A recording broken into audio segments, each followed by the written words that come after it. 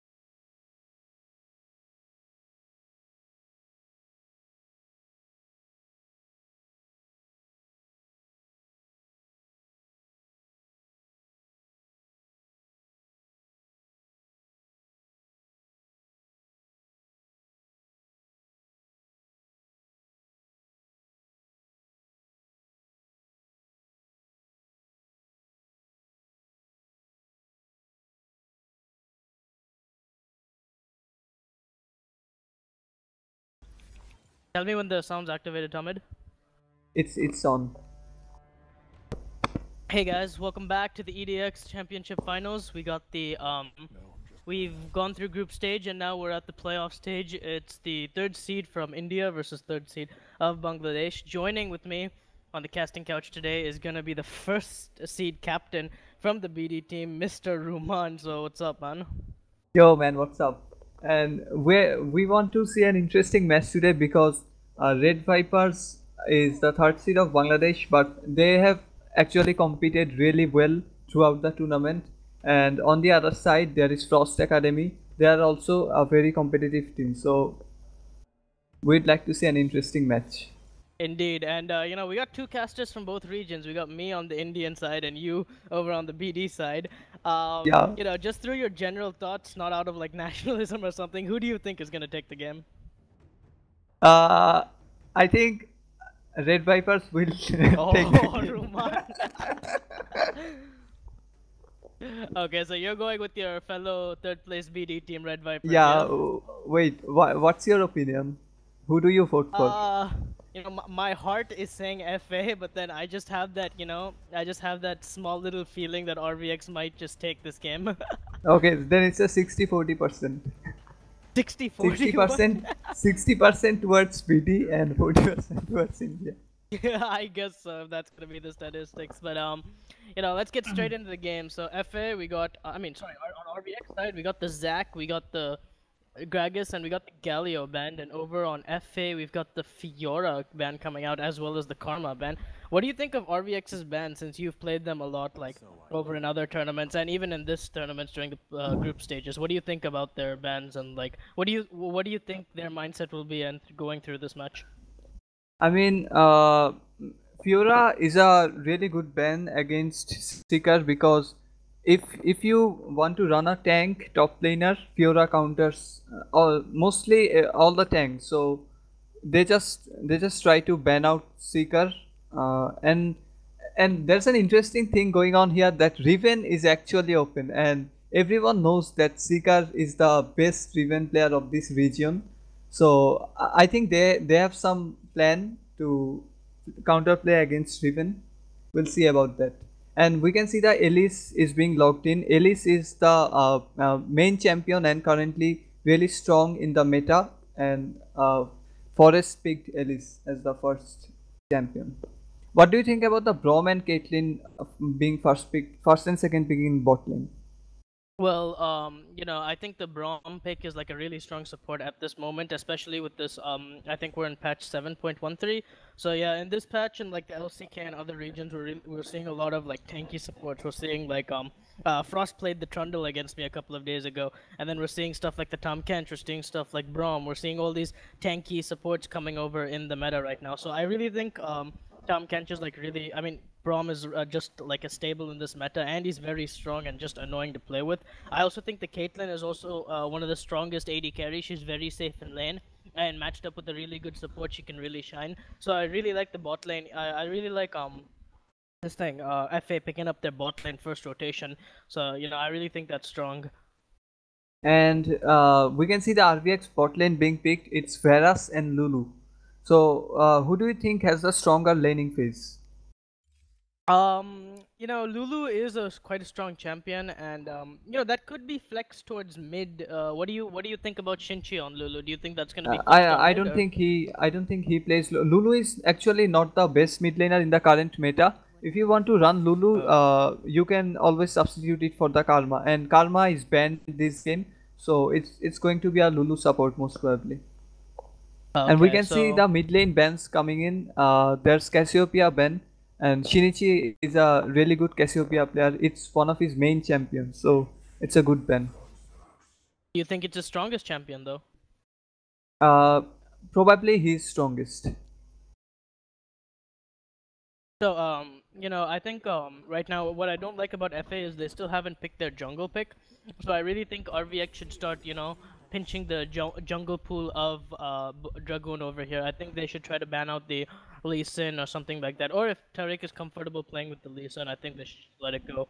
But if they don't ban out the Lee Sin, I'm pretty sure Dragoon's gonna take it. I mean, Graves is open also. But no, they're just I gonna mean, go. Last two bans is four bans. Sorry, is gonna be mid lane bans. yeah, because in the current meta there are a lot of strong mid laners, and Elise usually beats Lee Sin in the jungle. So Lee Sin, I don't think it will be the best pick, but if Lee Sin is a very skill dependent champion, right? So if you can make plays with True. him, then you're good to go. And we can see the Rek'Sai pick coming over. I mean, on the last few patches, Rek'Sai has got buffed multiple times, so it's quite strong right now. Indeed, and how do you feel about the Rek'Sai pick in general? I mean, we've seen it in LCK and stuff. Do you think a I Dragoon mean, can pull it off? LCK is a patch behind, and the win rate of Rek'Sai isn't good in LCK because it's there's still some buff in patch 7.13. So I think when the newest patch will hit the LCK, then Rek'Sai will be a good pick. And we can see that Riven being Oh picked baby, this is against gonna a be a good Renekton. game. This is gonna be a very good game because we don't see people picking Riven into Renekton often.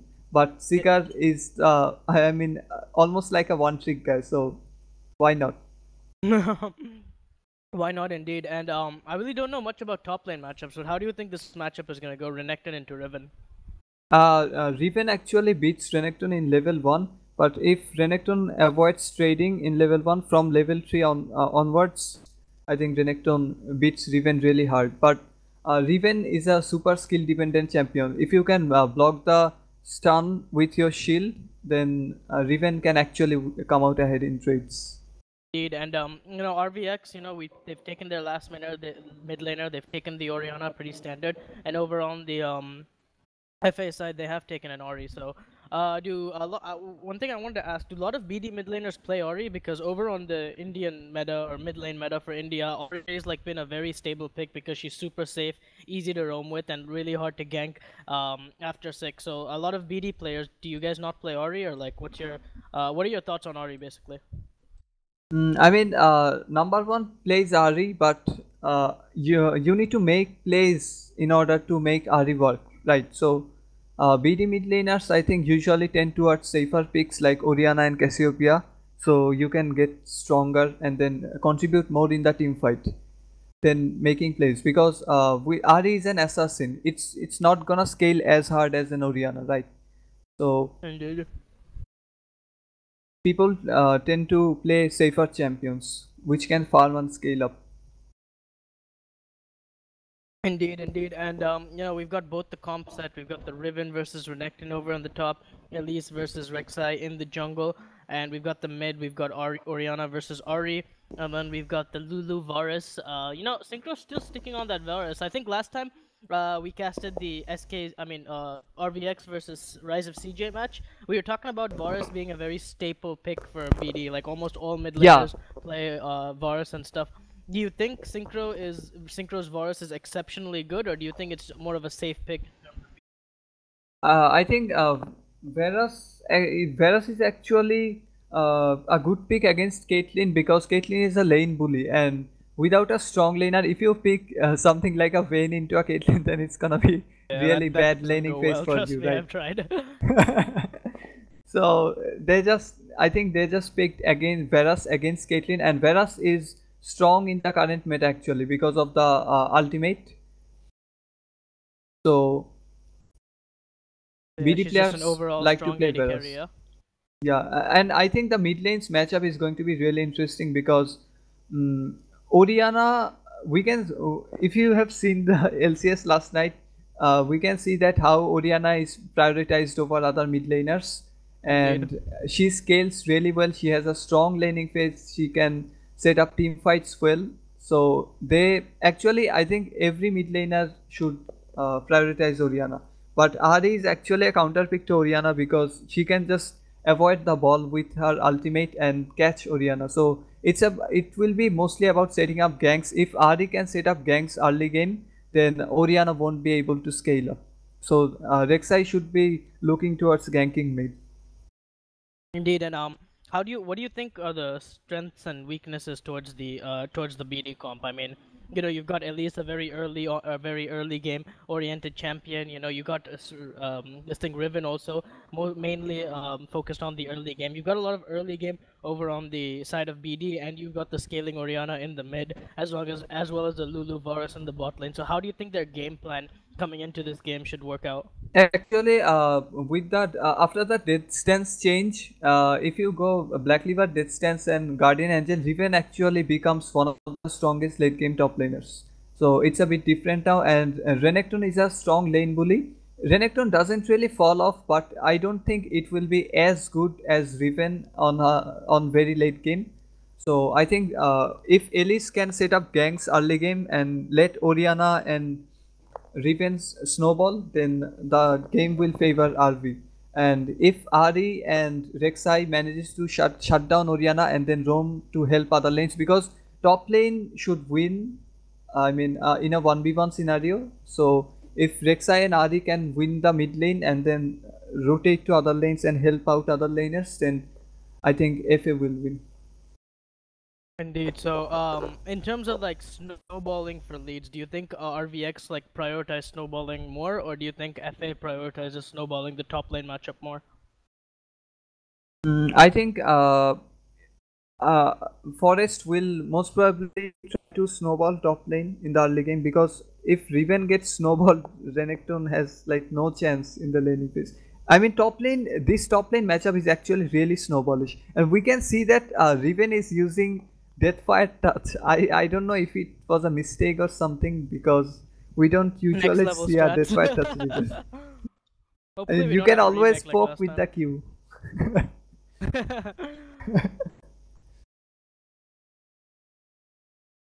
I mean, I think it's gonna be a remake most likely. I don't really think Rivens are supposed to take Deathfire Touch. Dude, you can stun and then get back with the shield and then the death pad. Come on, man. Believe in the next level stage. Okay, Oriana's saying DC, but do we have any? Is there anything about the remake here? A summoner has reconnected.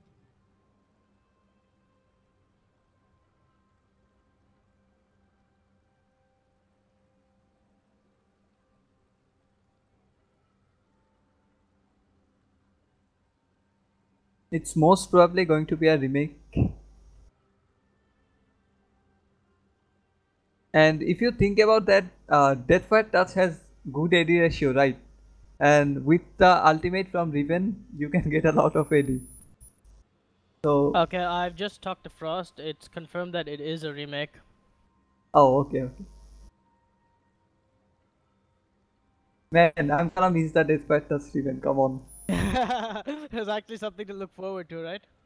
Yeah, Yeah, so I think we should just quit the game now and come back once the game's been remade with proper runes and masteries.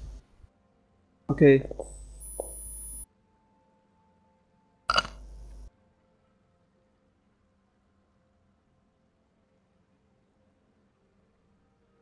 Streams all. Stream audio muted.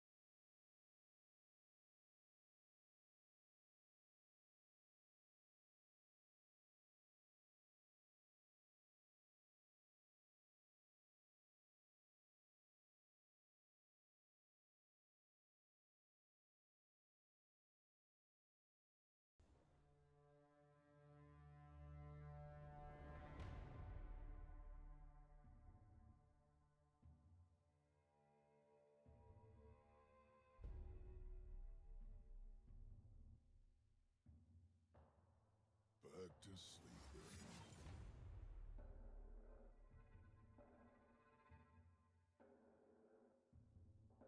Hesitation is death.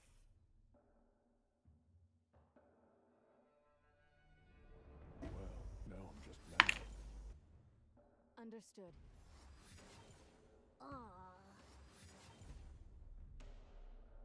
Now I'm angry.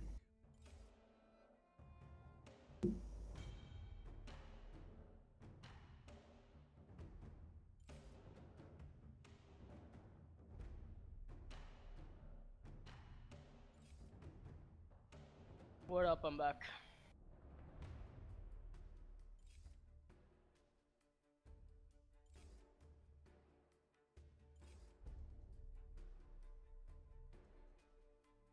I shall endure.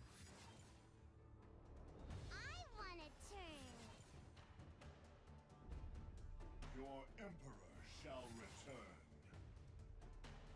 Bone is a poor alternative.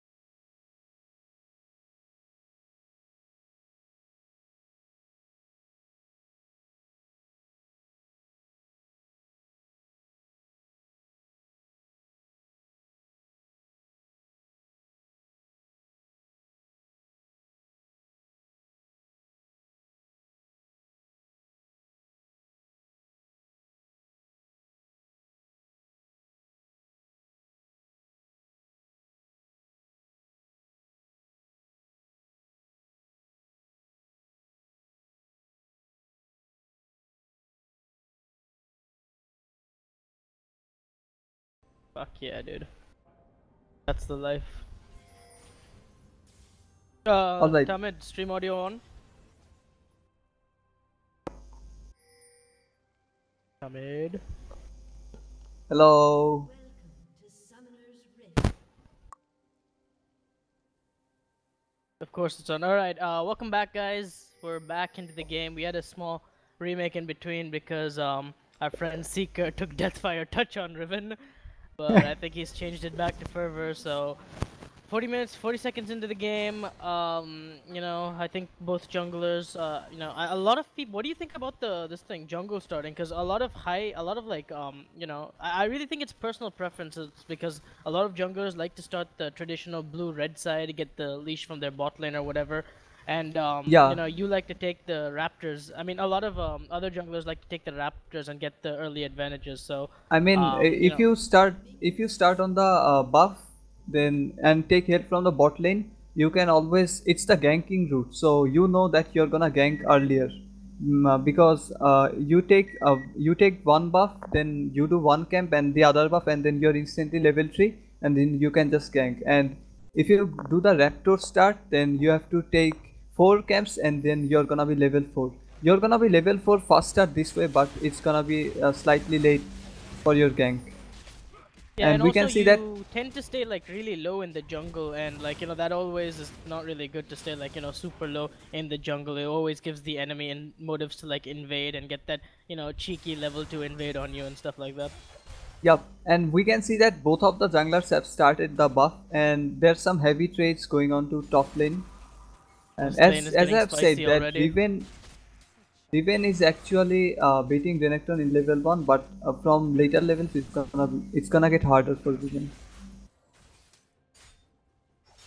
Did it well, and you know, we're having a lot. This top lane matchup is gonna be really interesting to see because Seeker has played against like Seeker. so many Renektons. He's played Riven into like every single matchup, and he's been playing it for like almost 5 years maybe, right? Like right now, he's been Yeah. every tournament you see, he's always on that Riven against Rumble, against Renekton, against like Shyvana, against so many champions. So like, I think this is like his most comfortable matchup ever, I guess.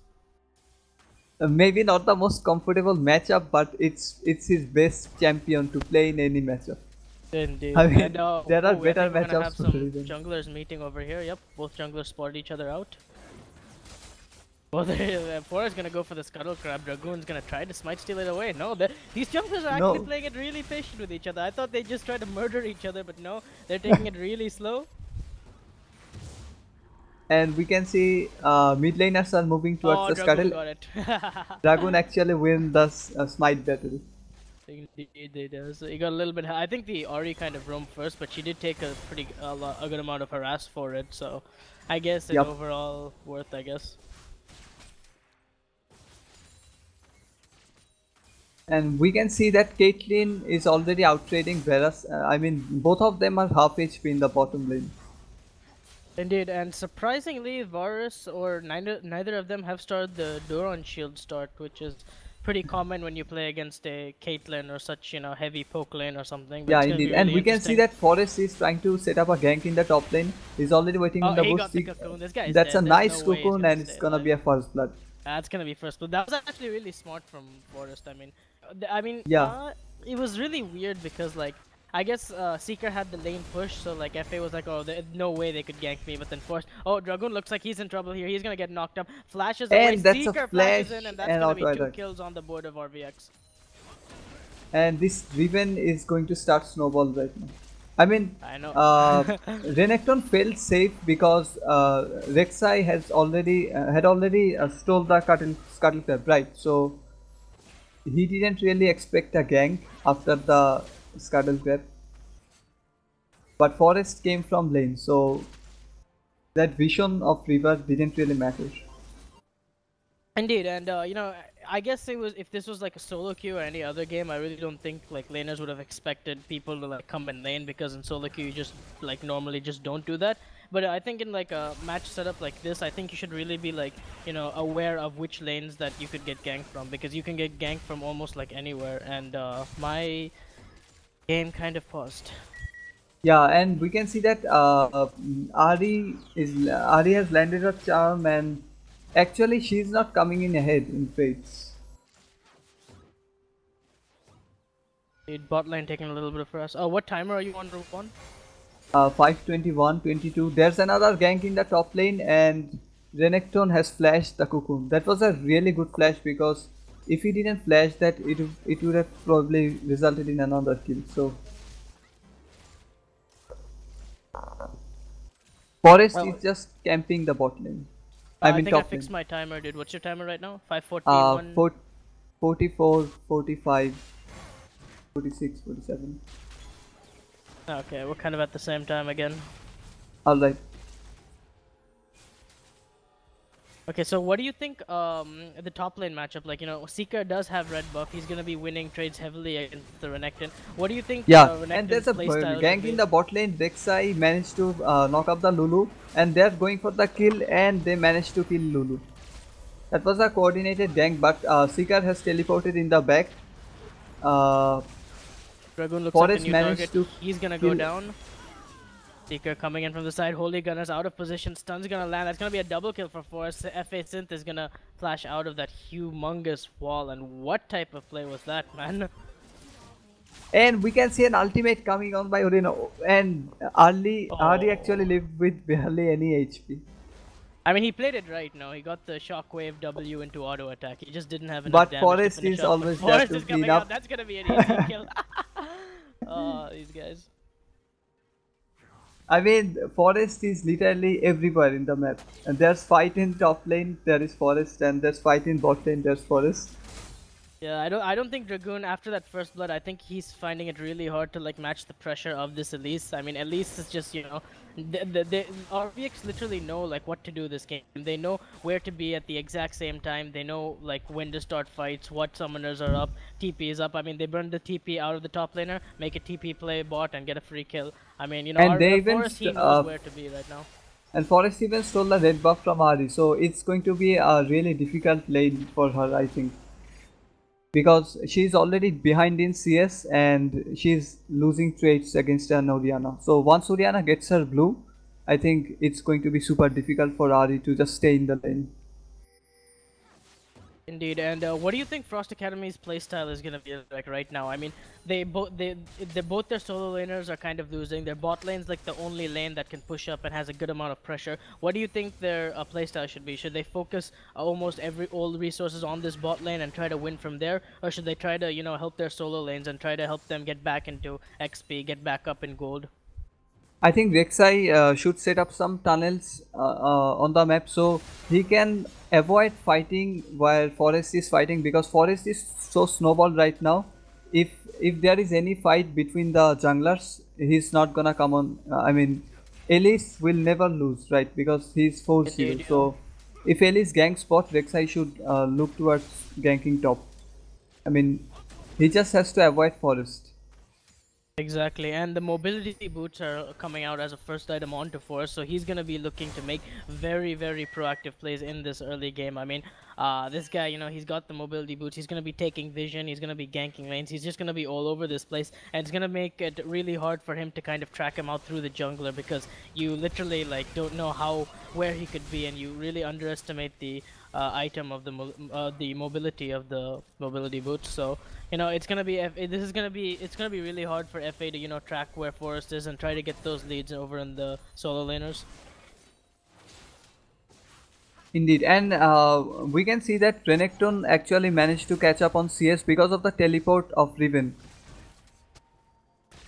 Yeah, indeed. So- The botline TP really helped. I don't know if it was worth or not, to be honest. I mean, Seeker, he did get he got 2 assists over there. I mean, it was worth for Forest. Oh, we have a gank coming in. Avara's ulti is gonna go under Rek'Sai.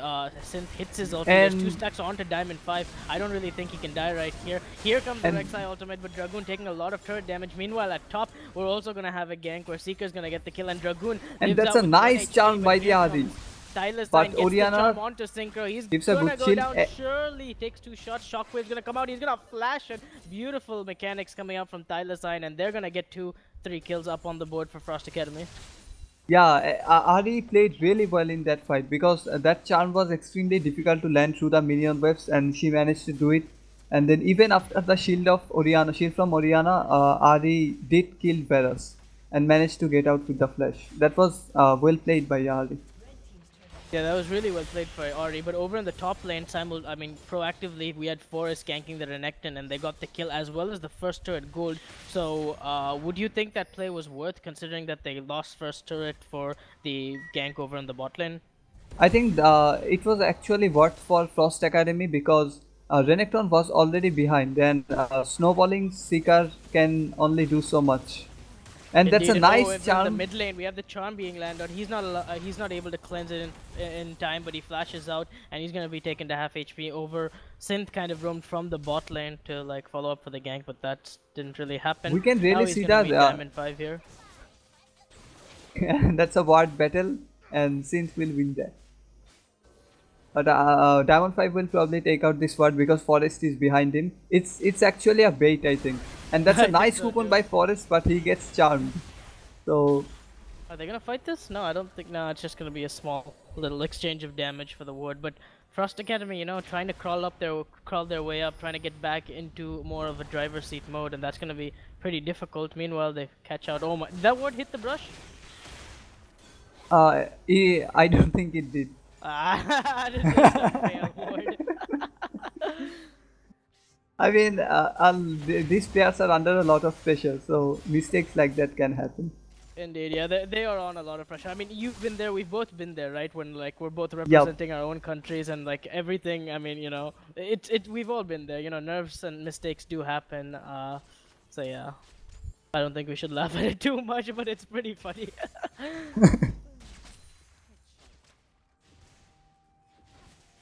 And we can see that Ari is going aggressive, and that's a nice charm and a solo kill by Ari. Oh, I wow. mean, he's playing so well this game, considering his blue got stolen and how much behind he is in CS and experience. He managed to solo kill the Oriana. He was behind in one level actually.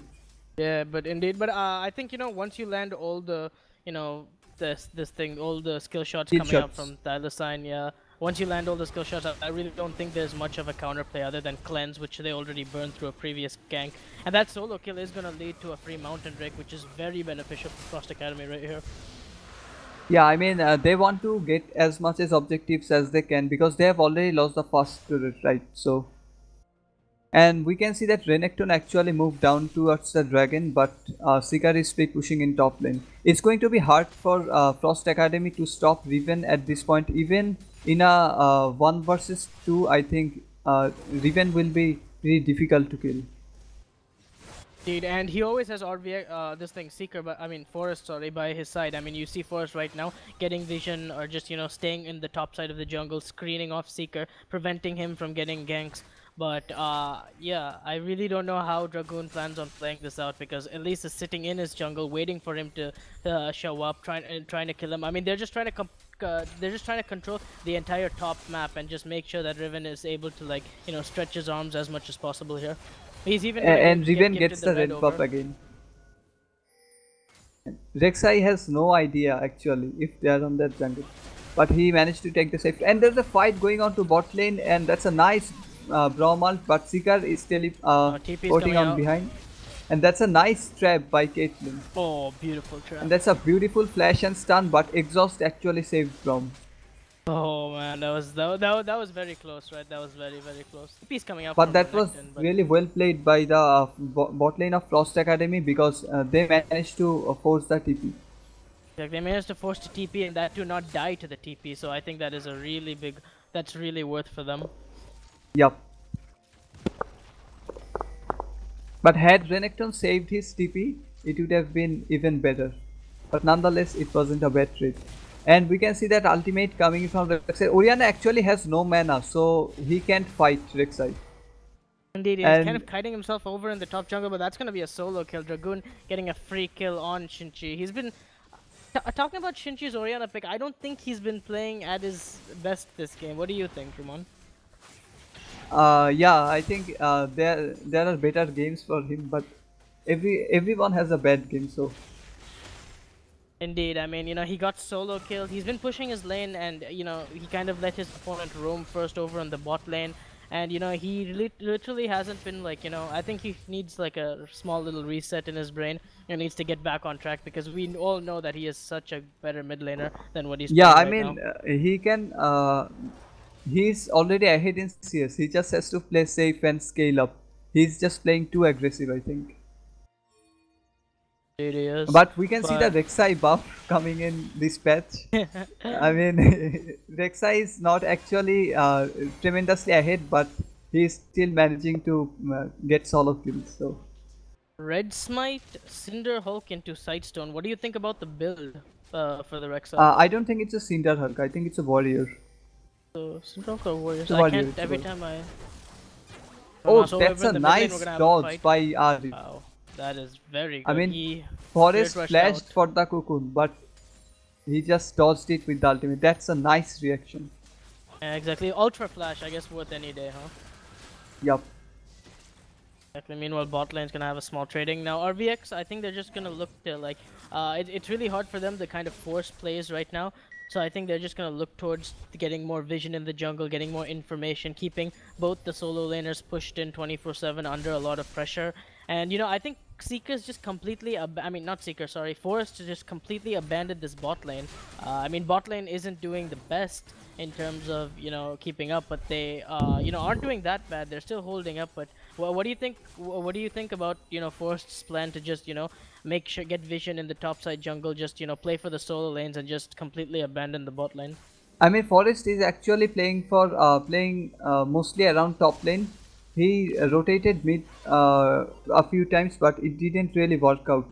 So Oh, here comes a roam for Seeker. He's looking for getting a fight on here. And Synth over there is going to take a little bit of damage. Will we see the shockwave? and that's No, a Brahma's flash gonna and come out. shockwave by Flash shockwave Orianna. coming out. It's only going to catch one person. Here comes Seeker. He's going to get stunned up. He's going to go down. Here comes Renekton, but he can't really do much. They're searching for more kills. Seeker taking the plant, puts out his ultimate, but doesn't kill anybody in return, and they're going to safely disengage off that. I mean, Caitlyn has to, I think, back off from the tower now because there can be a dive. I think they have seen Caitlyn. There's a ward. He's recalling over a ward. Yeah, this guy, unless this guy can outplay it, I think he's... No. Yeah, Uh, this guy's dead for sure. there's This is really just not really much bad, room dude. to outplay right there. Yeah, I mean he was sitting on a ward, entire RVX. I mean Force literally walked through the turret to come and kill him. I don't think there was any way in hell he could have survived right there. Yeah. That's Oh, gonna that's a be... nice flash and charm by Ari, and we can see that this Ari is playing so well this game.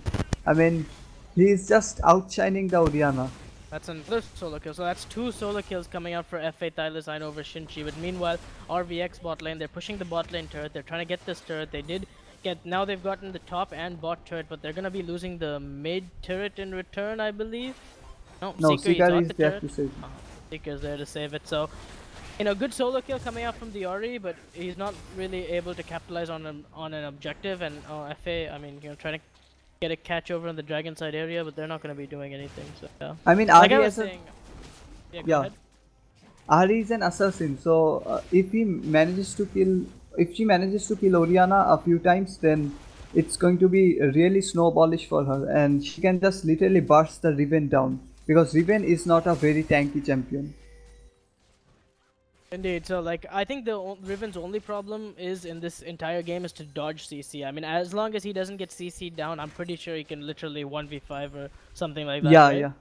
Because once he gets his death stance, he's gonna lifesteal insanely, and there's always the Lulu to save him with the ultimate, and there's a shield from Orianna, and there's a lockdown coming in from Varus and Elise. So wait, do they're we have just one more planning solo to kill? play around Riven. Wow, oh no. Thylacine, you know, went aggressive with his ulti over in the bot lane, but unable to find that solo kill. And Seeker looks like he's gonna get caught out here. It's with his entire team. It might be looking like a catch from And RVX's Seeker side. actually got caught in the trap. That's an extended fight, but it didn't really work out for It didn't really any work out. team. My timer messed again. What time are you on? 47, 48, 49, 50. Okay, yeah, you're just like, I think 1 second ahead of me, so hopefully it Alright. doesn't screw up again. I'll just pause for 1 second. Then. It doesn't really matter, but anyways, RVX, they're gonna be sieging the mid turret over there. Yep, they're gonna be sieging over the mid turret. They're actually having a little bit of trouble. They're probably gonna get it off this minion wave, but do Frost Academy wanna fight this?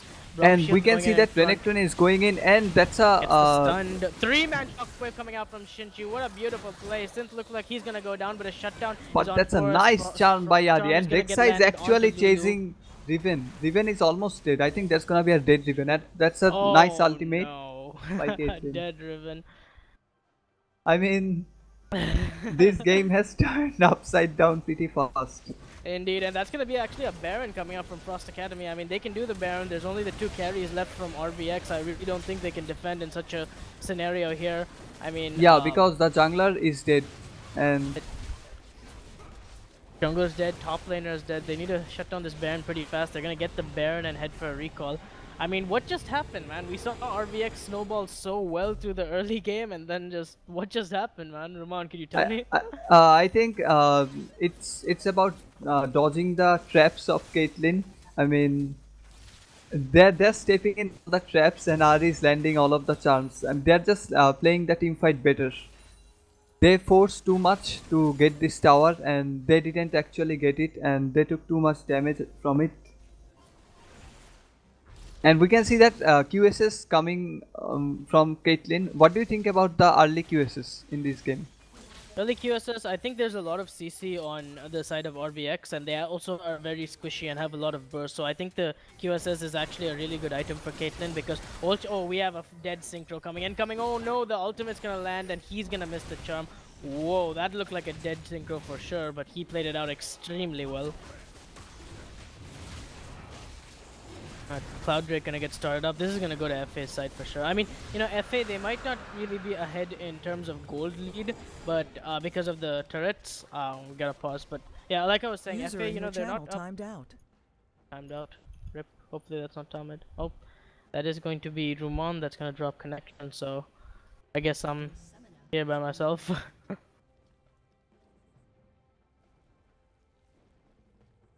Small little connection problem over there, but like, yeah, like I was saying at first, you know, FA, they're kind of losing in gold right now. They don't have the best gold lead possible. I mean, it's really close, but like, besides that, I think because of the team fight and the Baron, the tempo is in favor of FA right now. So it looks like they're ahead when they're actually not, because they're 2 turrets down.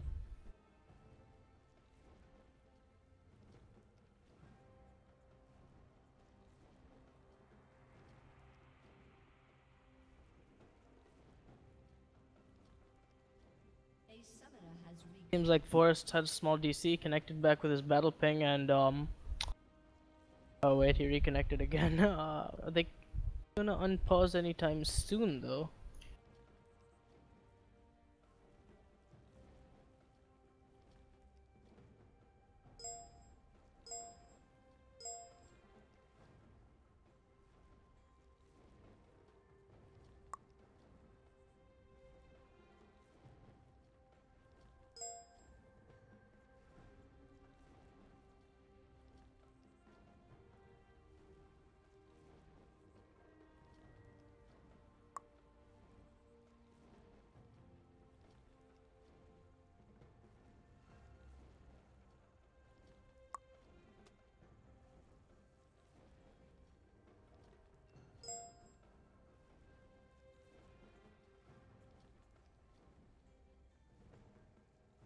Seems FA is ready to resume and the match will continue. Cloud Drake's gonna go over to FA right now, and they do have the Baron buff, so they will be looking to siege turrets right now. All of them grouped up. Caitlyn catching the bot wave. Seeker on the meanwhile is like really pushed up on the top wave, so they're gonna be sending the Renekton hopefully to go clear out that wave. And they're gonna let Caitlyn push, I guess, another wave or so in the bot lane and start sieging for the turrets. Sieging wise, I think FA has a really good siege comp with the Caitlyn and with the Ori. You know, anybody walks up or gets out of position, instantly charmed and dead. And Caitlyn, you know, with those traps and that long range present in her kit is going to be really annoying.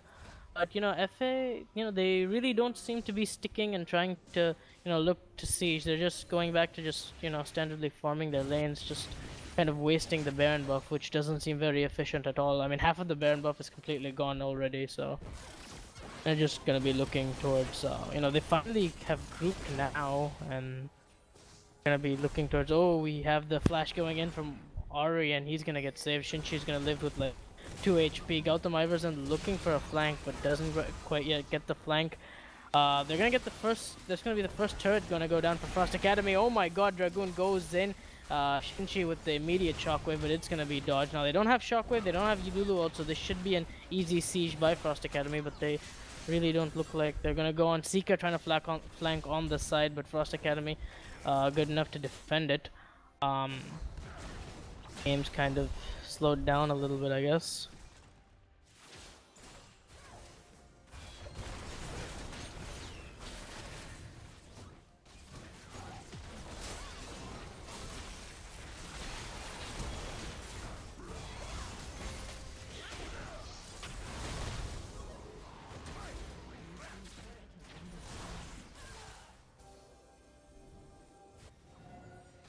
Team's gonna get that turret. It's gonna be a small turret of kills, and they're just gonna back off right now. They got, I think, 2 turrets with the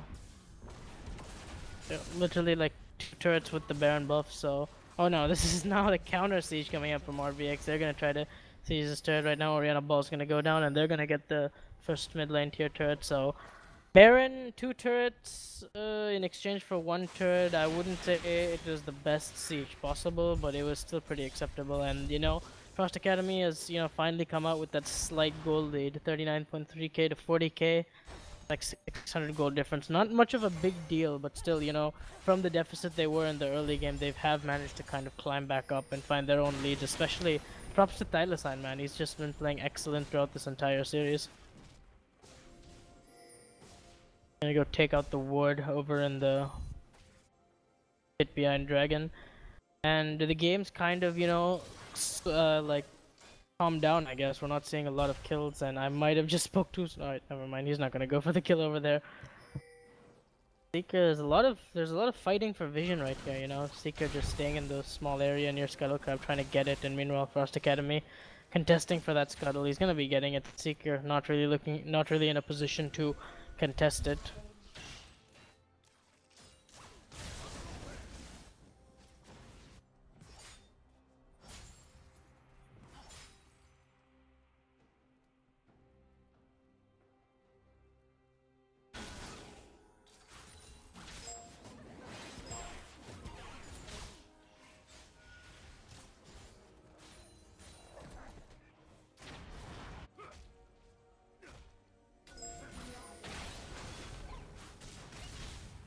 Fight for vision gonna be on here. FA Synth looks like he's gonna get caught out.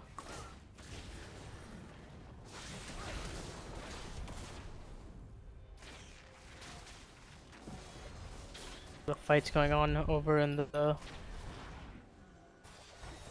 gonna go on out in backside of the Baron area right here. RVX looking to take ward control. Synth is pretty low, so I guess that gives them the advantage. They're gonna find a vision ward over in the banana brush right there, and FA just gonna back. Meanwhile, Thylacine has been splitting over in the bot lane. He could have got that turret, or minions might even get it itself. He's gonna go roam over to the mid lane, and they might look for a fight here. Well, he finds a ward on his way. He's gonna clear that out. That's gonna give him position that he's there.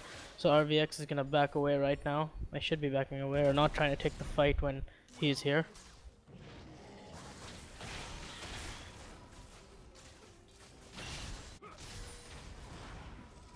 So far everything looks good. It looks like a very even game right now. I mean, it's basically gonna be the first team to make a mistake is probably gonna lose the set, considering it's like 27 minutes right now, and the respawn timers are fairly high, I guess. Red buff is gonna get passed over on to Synchro. He's gonna have the red buff plus 2 item power spike, which is the Runons and Blade the Rune King. Meanwhile, Seeker, you know, Death Stance Black Cleaver is probably gonna go for his GA right now and just be an unstoppable beast. They're trying to get vision. They found Dragoon and they found Synth. Thylacine's coming over to back him up, but they've moved their top laners over to the bot and the bot lane over to the top lane and trying to siege the outer almost every outer turret, and that top lane outer turret is still standing, so they're gonna try to siege that.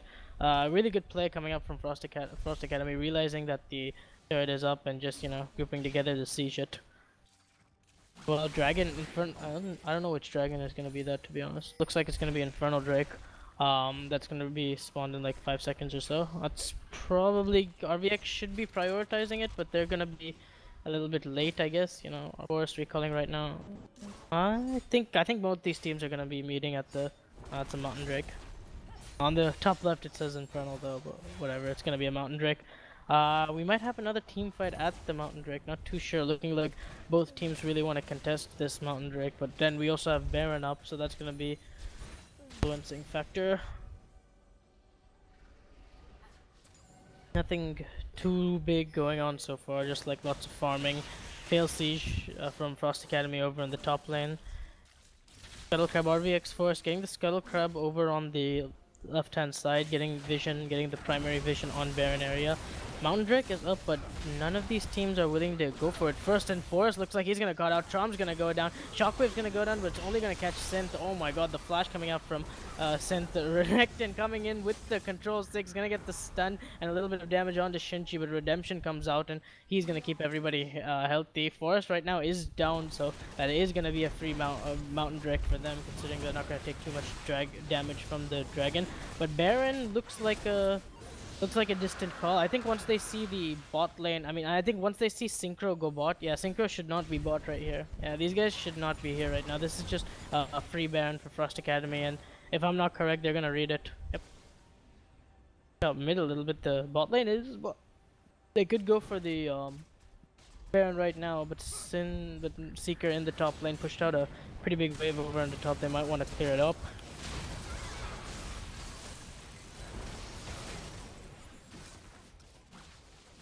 Oh, there's gonna be a pick onto Lulu right now.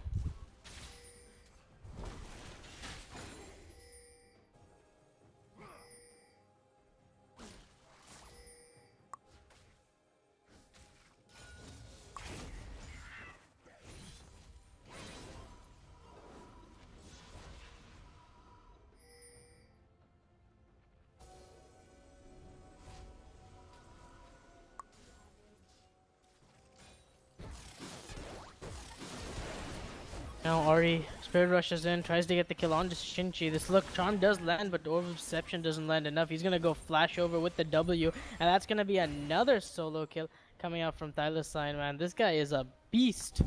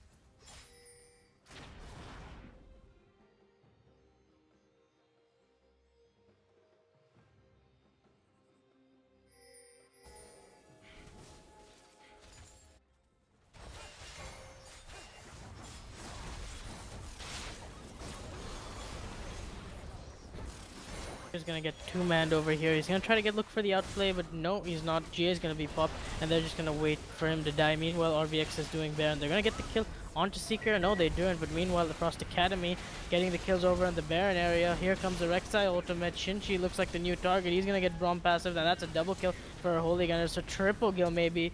Even he's gonna flash forward. Doesn't get. Oh, he gets the triple kill, but the quadra kill doesn't look like a distant. Looks like a distant dream, and that's gonna be a free Baron for Frost Academy right now, I believe. Yep, 2 people dead. Forrest is the only person alive. He's gonna go back to base. This should be a free Baron. Meanwhile, Seeker is alive. He's gonna take the red buff, and I really don't think RVX is in a position to contest. It's good from Thylacine to go over and push a wave, make sure that none of these guys contest for the Baron. And yep, it's gonna be a free Baron.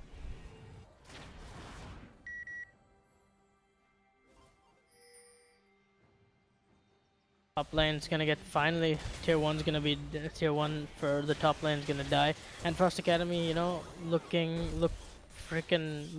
strong right now, and they look like they're in the driver's seat right now, and they're looking to get a victory over this.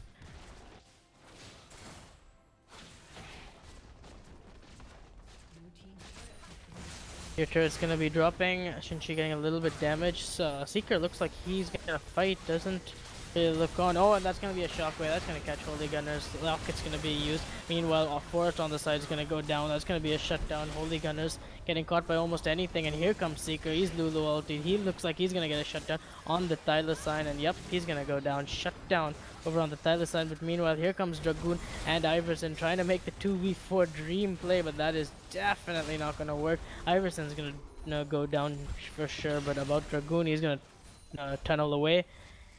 And that is, I believe, a waste of a Baron. I believe. No, Dragoon still has Baron. I don't know if that's gonna be wasted or not.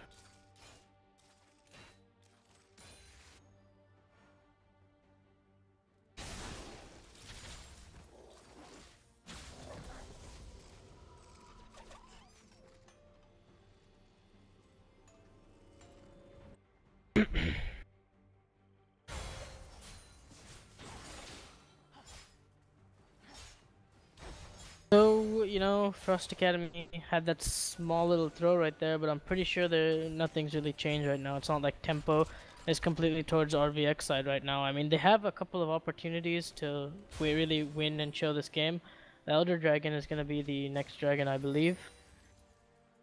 That sign says correctly. It's going to be the Elder Dragon. Be another mountain. Pretty sure it's going to be, yeah, it's going to be the Elder Dragon. So RVX looks like, I think this is their only win condition for RVX, if they can get the Elder Dragon and have a really good team fight where the shockwave hits almost like, you know, four members or so. They could win this game, but Frost Academy is not going to be allowing them to do that.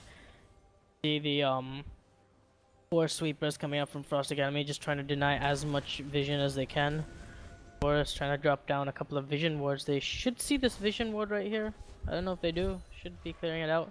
Camping in a brush right now to get a pick onto somebody before having the fight. Here, there goes Silasine. He's gonna get spotted. Banshees is not gonna be removed though. The Holy Gunner's just missing it. Forest, oh, takes down the Banshees. Oh, but now Riven is gonna get caught. That is not really good. Redemption is gonna come out. Riven's gonna try to make an outplay, but that's not gonna work. Meanwhile, Forest looks like the new target. Dragoon's gonna come in. This doesn't really look good for RVX right now, and this is gonna be the team fight. The Shockwave's only gonna get 1 members, and meanwhile Holy Gunners is free right now. Exhaust is gonna go on the synchro. That's gonna secure the disengage, and there should be a free Elder for Frost Academy if I'm not wrong.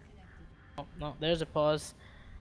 Forest DCing right there. Not really good to play an Elder Dragon fight with your jungle DC. Probably just gonna take a couple of times, to be honest.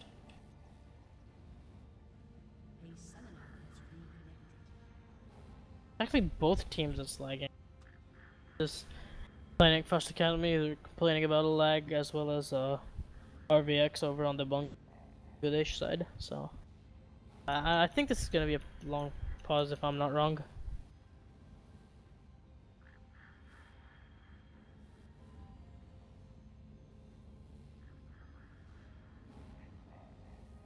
User was moved to your channel. Welcome back, Ruman. Yeah, what's up? Man, this is what I was talking about. PD The like power Bangladesh. cuts. Alright, so how's the game? Game's been going good. You know, RVX has been, you know, getting caught out and stuff like that. So right now the game is in favor of Frost Academy. They're at the Elder Dragon fight, and we're just gonna have the fight right now. The game is unpaused right now. First, And it's actually a 4v5 fight. It's gonna be a 4v5 fight. Renekton's right now. Elder Dragon's gonna get pulled out. Frost Academy. And we they're can gonna see be that tanking it. And Caitlyn has already set up her trap, so it's difficult for RVX to compete this dragon actually. Yeah, and they're taking a lot of damage from this Elder Dragon. So this RVX look like they're not gonna contest. RV Forest And goes in. Oh no, he's gonna go out. No way, dude. Yep, this is not a good. That's a dead spider.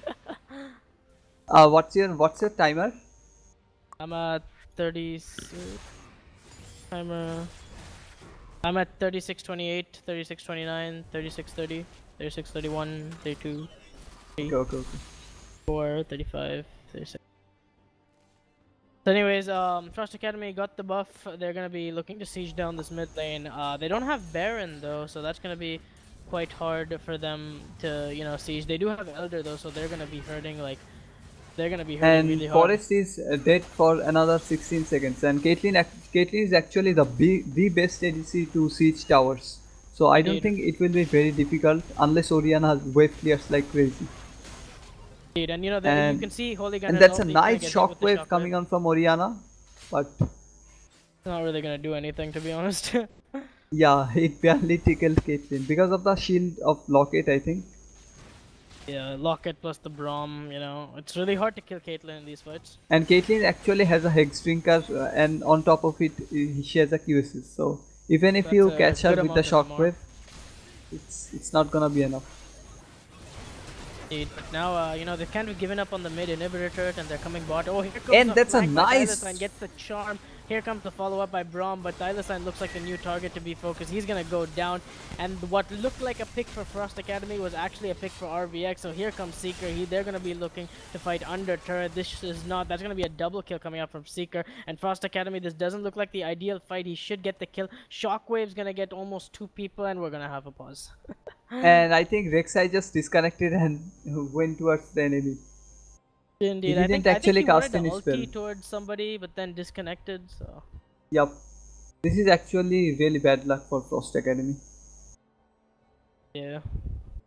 I mean, that was a nice flank by Ahri, but Elise actually managed to land her cocoon into Ahri, and it's a dead Ahri if you get hit by the cocoon. Yeah, I know. I mean, Ari tried to get a pick like to make the siege just much easier, but instead he got picked off instead, which is not the Yeah. best of plans, to be honest. I mean, she's an assassin. It's a high risk, high reward champion. So you have to take risks sometimes, and it doesn't always work out. Indeed, it does, but I don't think it's undoubtedly that RVX is gonna win this team fight right here, unless they completely screw up and Caitlyn makes like a miraculous outplay. The game is gonna be on pause just now, but even with RVX winning this team fight, I don't really think that's gonna put them that far ahead. Yeah, I don't think that as well. And that's a flash by number 1 and Caitlyn. And Caitlyn actually managed to get the GA of Seeker. So it's going to be vital in the next fight, I think. And we've got another pause. Soon disconnecting this time. This was actually a 5-4-0 ace. So what do you think about that? Is it because of the disconnections? I think so. We saw Dragoon disconnected. I think he was looking to make a play there. I don't know how that would have played out, to be honest. Yeah, but yeah, he he was got- looking to make a play over on the bot side, and then he kind of disconnected in the middle of that, and then got hit by a shockwave. I mean, you really can't blame the enemy team for doing that. That's just bad disconnections, and we all deal with that. So like, yeah. Yep.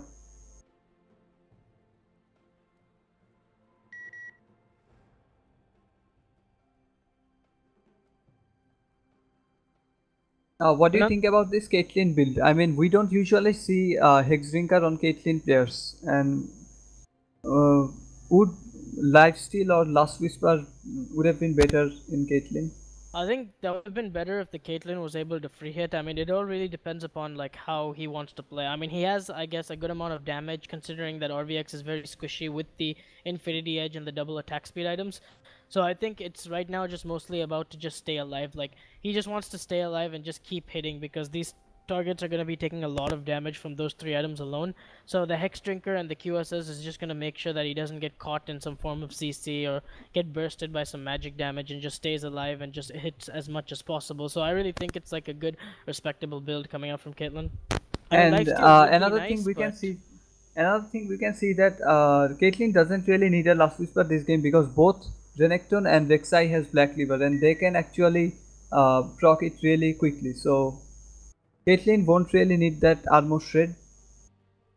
Indeed, I mean, Caitlyn's only job this game is to just stay alive in those team fights and just hit as much as possible. Yup.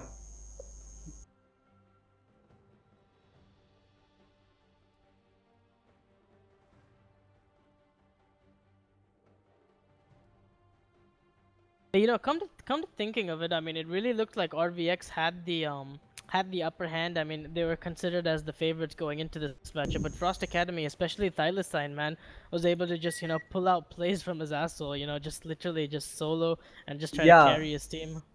he played so well throughout the game, I think. I mean, Yeah, I I'll mean, be right at back. one point it was top was like 0-2 against an early game Riven, and he was also getting pushed in and pressured by Shinchi, but he was just able to, roam and just get those solo kills. I mean, multiple solo kills this game, which really helped snowball the game. Yeah, and she was denied of blue buff, but even after that, she was behind in XP and behind in CS, but he managed to solo kill. This actually takes a lot of skill. I mean, if you miss one skill shot in these fights, you can't really kill. And indeed, one skill shot makes a huge difference in these type of team fights. Uh, what do you think about this Renekton build? We don't usually see full AD Renekton anymore. I mean, Black Cleaver and Titanic Hydra is a common build, but on top of that, the AD from the Maw of Malmortius is unusual. Yeah, to be honest, I really don't know. I really think it's just to like withstand the shockwave, but yeah, I'm not really sure.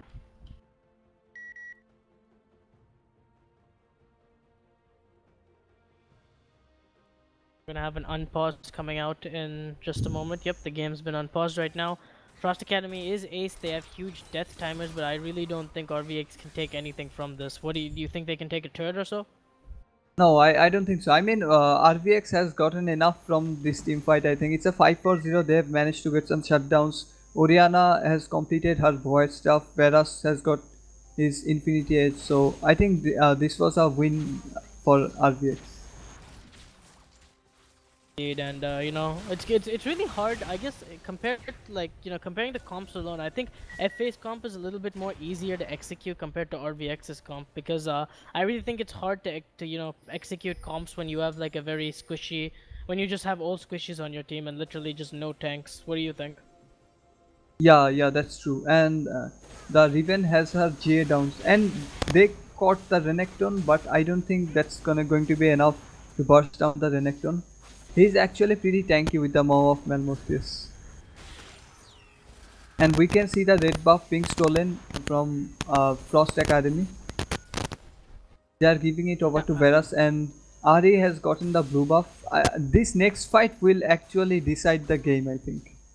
Exactly, 40 minutes in, the Baron is up. Where does RVX decide to rush it down, or are they gonna play the baiting game out? They're all sitting. I mean, over there's the we brush. can Frost see the Academy Oriana has balls zoning the entire Frost Academy. This is the problem with Oriana. In Baron fights, Oriana is just so much stronger than other mid laners. You can zone the entire backline with the ball.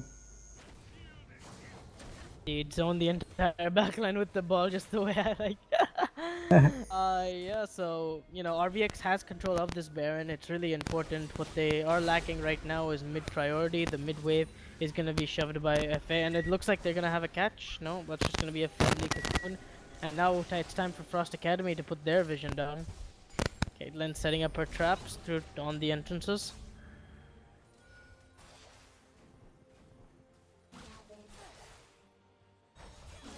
What do you think of the 4 sweepers coming out for Frost Academy?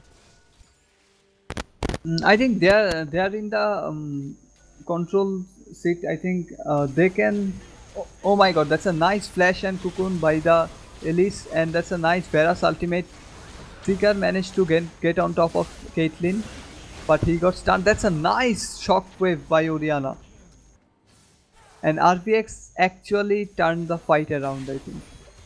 Yep, I think that's gonna be game right there. Double kill Oriana, double kill to Oriana. They're gonna go for the Baron right now, and I guess actually I really don't think that's There's gonna be still a game, chance to steal actually.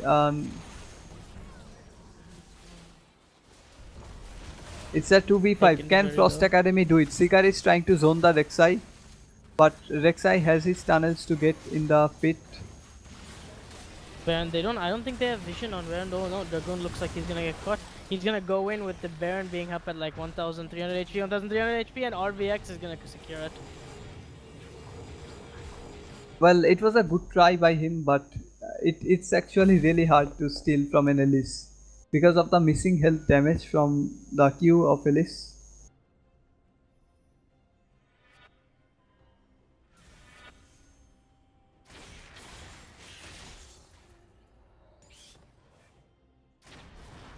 Indeed, and the Baron does go over to RVX. I mean, we I really mean thought that that was gonna be a game, but that wasn't actually.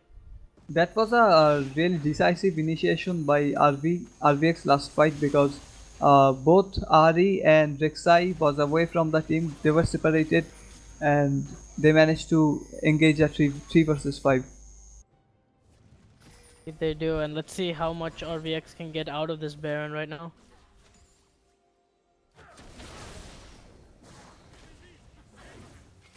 You can see that even after RV getting the Baron, the gold lead is slightly towards the Frost Academy, so I wouldn't say they are really behind. They just have to wait for the Baron and they can just compete in the next fight.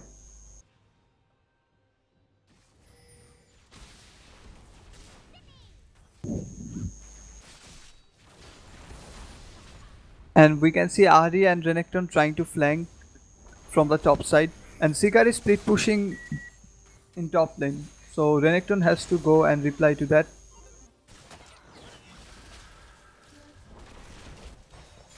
That's a nice cocoon by Forest, but they didn't make any play out of it. What do you think? Should Renekton join his team, or should he just split push with Seeker? I don't know. In this type of plays, it's gonna be really hard. You know, maybe the Frost Academy should try for a desperate flash initiation and try to force a 4v5. I really don't know. Or I think we gotta kind of count on Thylacine to get those, to get that Miraculous Charm, because I really don't think they have another option to take. Yeah, and we can see that Brom is getting poked really hard, and he just has to back off from the turret. Back off. Top lane's pushing in pretty hard right now. They really need to burn the Banshee's Veil of RVX Shinichi because, I mean, Orianna just feels so safe with the Banshee's Veil. Yeah, exactly. Like in team fights, the one skill shot which you're gonna get hit with is like kind of like the deciding factor of whether you're gonna win or lose the team fight. So a Banshee's is like really strong in that regards. It like protects you from that one miraculous skill shot and then probably puts the game in your favor.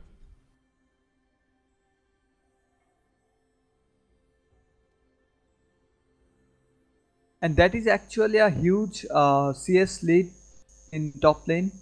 It's more than 100. What do you think about that?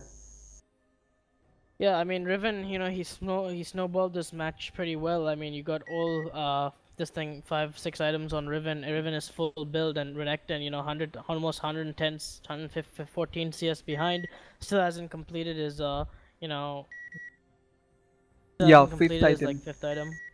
Yep.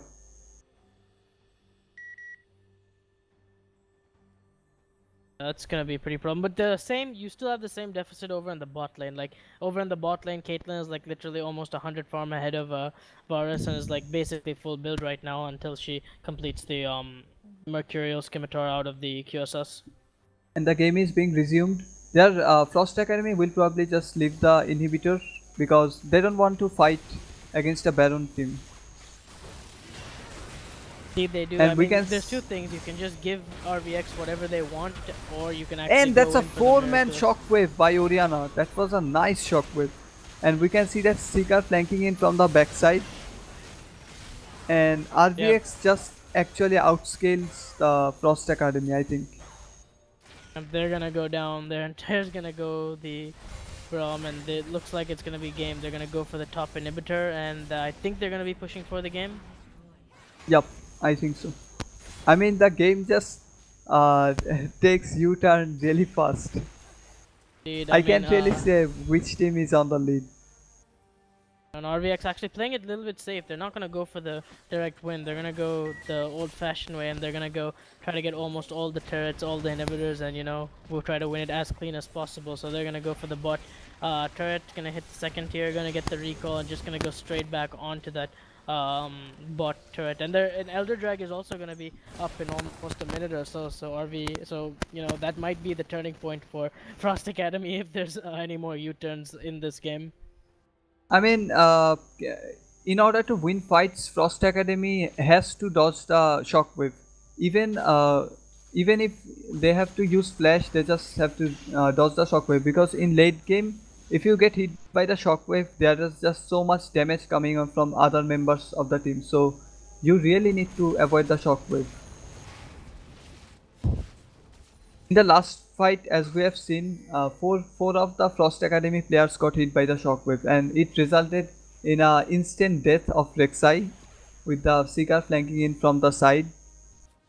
So let's see if they can manage to pull out this fight. And Roman, what time are you on again? 46, 3, 4. Are we on sync? Like a couple of seconds behind. Let me speed it up a little bit. No, no. I'll pause. I'll pause because you're in sync with the streamer. I think no, I'm at 46:15 right now. Right now, Yeah, synchro. yeah. RVX gonna do the Elder Dragon uncontested. That's gonna be a free Elder Dragon for them. They're gonna be looking to siege this bot lane turret, and I don't think Frost Academy can hold up. What do you think? I mean, they still have a chance if RVX makes some major mistakes like stepping into the Caitlyn trap. There's still chance for FA to come back. It's not a lost cause. Indeed, but the chances look slightly slim. I mean, RVX, they have pulled that 5-6k goal lead up from the Yup. very even deficit, and they're coming back with a strong game. I mean, this actually has been an interesting game overall, right? I mean, we kept on having back and forth And leads, but here comes FA that's side by nice side. damage coming on from Ahri.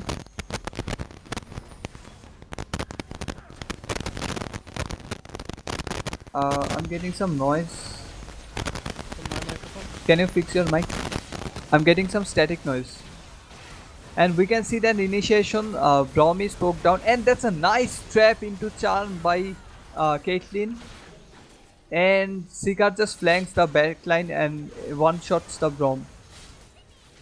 And it's a 1-for-2 trade, and Seeker actually managed to get out alive, I think.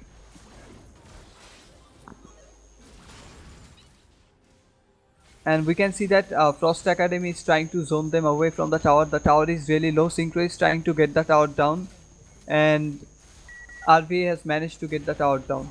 And we can see that waves are pushing into mid lane, and it's going to be difficult for Frost Academy members to actually defend this. And Seeker just flashes in and one-shots the Orianna.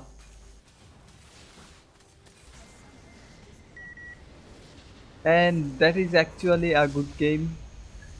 It was very competitive and it was a fun to watch game. We'll wait for the next game.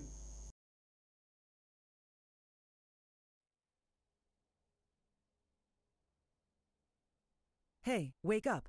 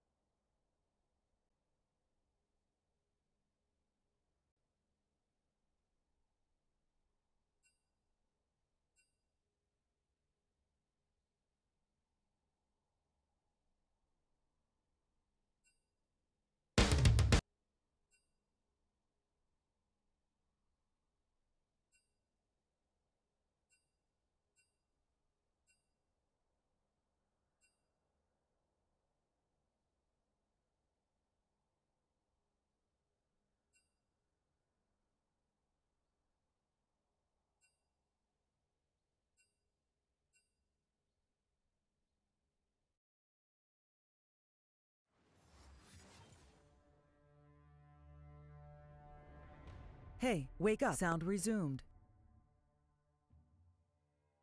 Stop now, I can hear you.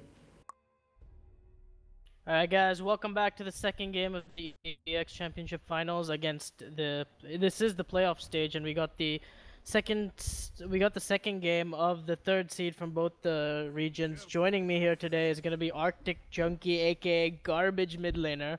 So what's up, man? Hello? So we got what do you think about last game, man? Arctic, it was like super back and forth. Who did you think was gonna win that? A lot of oscillations going on last game. We had FA falling extremely behind in the early game, but they're hardened veterans. They've been playing the game for a couple of years, and they know what to do when they fall behind, and they brought it back. But as it turns out, they threw the game at Baron after getting it by overextending, and they lost the only chance they had to win the game. Indeed, and it was like last game was like a huge like U-turn. Like RVX would take lead, then FA would take the lead, then RVX. It was just going super back and forth. So hopefully we're gonna have a really interesting game this game as well. I was gonna say I wouldn't be surprised if we see a Riven ban coming from FA, and as it happens, Riven has been banned along with Prom. Yeah, indeed, and over in BD tournaments, Riven is like perma-banned against Seeker. This guy's been playing Riven for like the past 5 years, and he's super comfortable on this champion. But yeah, final 3 bans coming out. It's gonna be Shen, Riven, Braum, and over on RVX. I must say, in this level of play, it is very important to respect one tricks and ban out their champions. I can vouch for that personally. Except when we play against your TF, right? Right. Anyways, the Morgana, Gragas, and Zac ban coming up from RDX. So Morgana ban surprises me. It's not a priority pick, and I do not think that it deserves a ban. Like as you can see, FA picks up Galio immediately, insta locks it. Should have been a Galio ban in my opinion. You don't need to give such a high priority pick away to ban some specialty champion like Morgana. I mean, Synth is known for his Morgana. He plays a lot of Morgana, almost as much as Frost does. But like, I guess while that may be, Galio is known for being Galio. Yeah, but this guy Seeker is always really comfortable on that Fiora, and he's always been like a super strong pick. So, if that's a Galio top lane, I really feel bad for them because Fiora is like a pretty substantial counter to. Yeah, we can see what RVX was trying to do. They left the Galio open to somewhat counter pick it with the Fiora.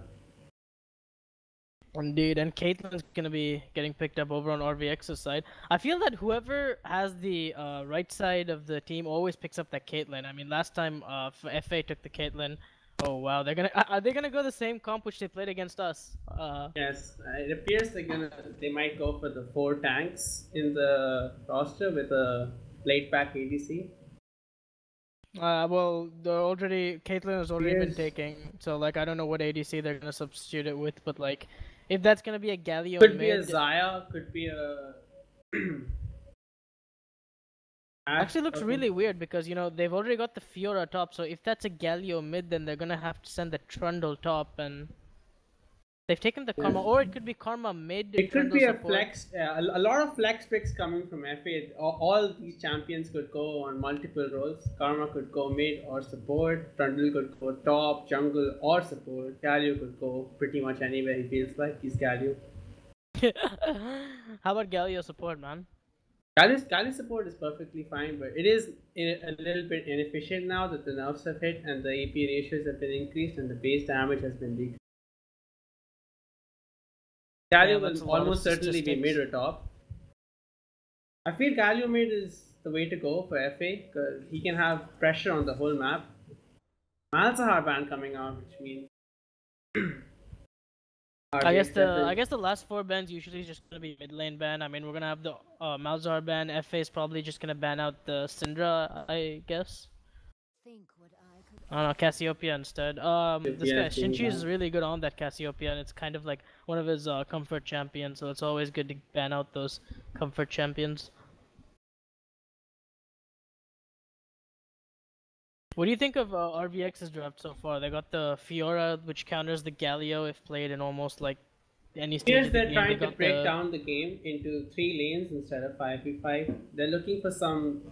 I call it the solo queue comp, where you just try to break the game down from a 5v5 to a 1v1, 1v1. 2v2 with the Elise ganking every lane with mobility boots. It could be super good, but if you don't get ahead in the early game and the team fight stage knocks in with the Galio coming through with his ult and Trundle ulting someone, Karma with the AoE shield, you're gonna lose the 5v5s if you don't get ahead early.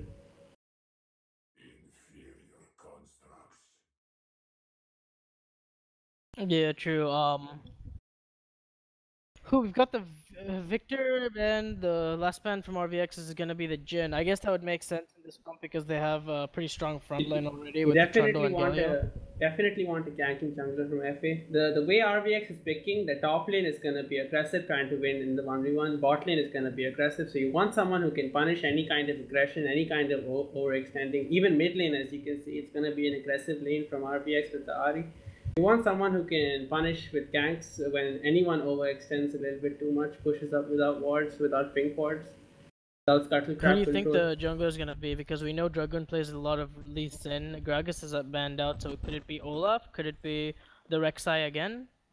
We're looking for the ganks early game to contest with Elise. I feel Lee Sin could be a way to go. We'll have to see what he picks. So it could still be the Trundle and the jungle. But I would expect the jungle pick coming from the last pick.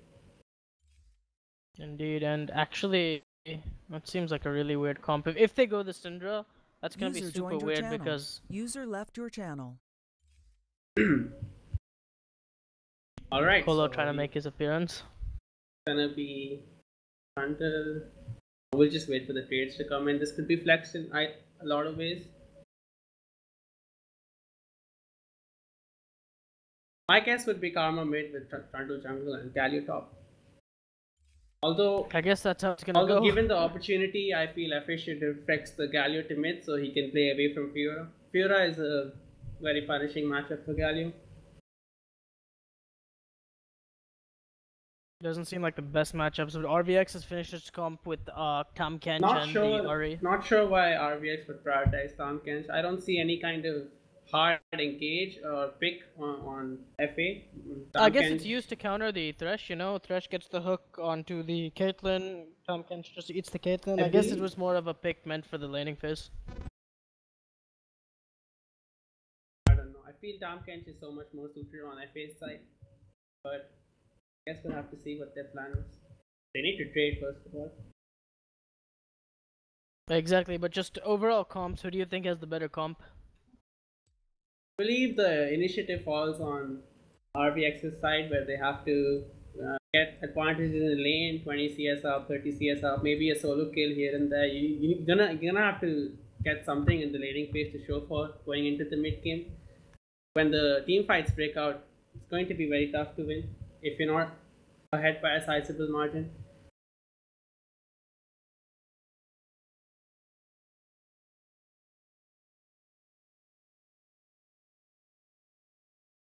User in your channel timed out.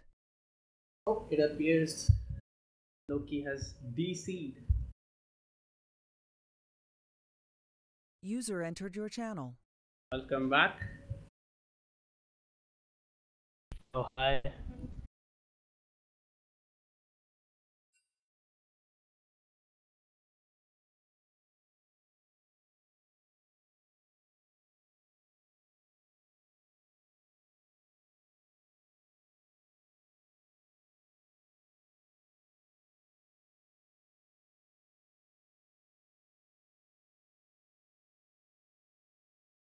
So I can restart my client.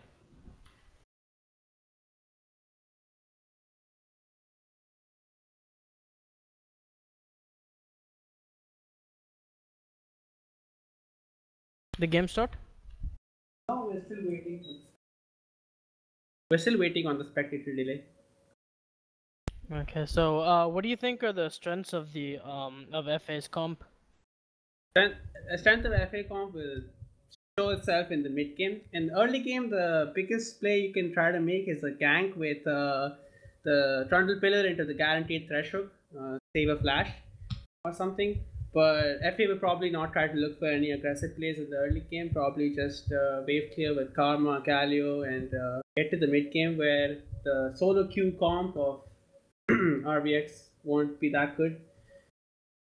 the number one priority for RVX will be to get a lead on the Fiora, get the side lane matchup going in their favor, so Fiora can maybe pressure the Galio even under the turret. Maybe Elise will rotate up with mobility boots to dive the Galio and kill him. 5v5 hands Yeah, I down. mean, we FA did will see have. last game. The at least first item went mobility boots and snowballed the top lane, snowballed the bot lane. I mean, the early game at least from Forest was like literally everywhere. I mean, Dragoon couldn't even match the pressure. Going to be looking at the Elise most of the game, she's gonna have to pick up some unconventional paths to be unpredictable with the ganks. You're gonna have to make something work in top lane or mid lane. Bot lane, in my opinion, will be too safe, and Tam Kent has a tough time following up on ganks.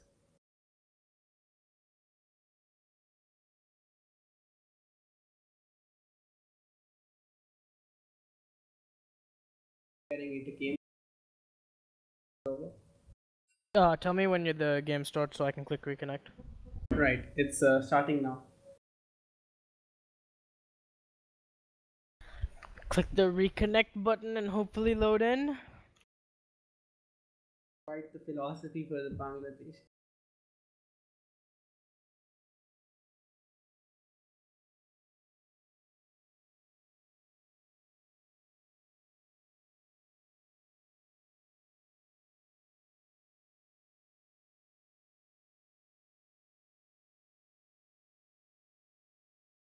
Another key factor is the Tom Kench ultimate in the mid to late game, where he can just ult top with Elise and dive the Galio 3v1, kill him, then rotate back mid. Let Fiora have the free push in top lane. It's going to be very testing on FA to see what they do in a high pressure scenario when Fiora is out pushing the Galio in top lane and they have to force something in the mid lane or have to send extra resources up in the top or bot lane to defend.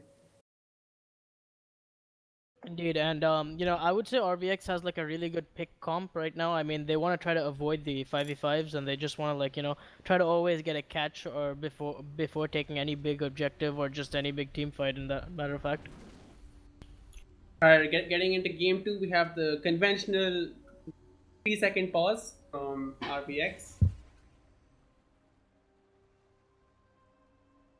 Hopefully, this won't be too big of a long pause. I mean, we had a couple of pauses last game, but they weren't as big.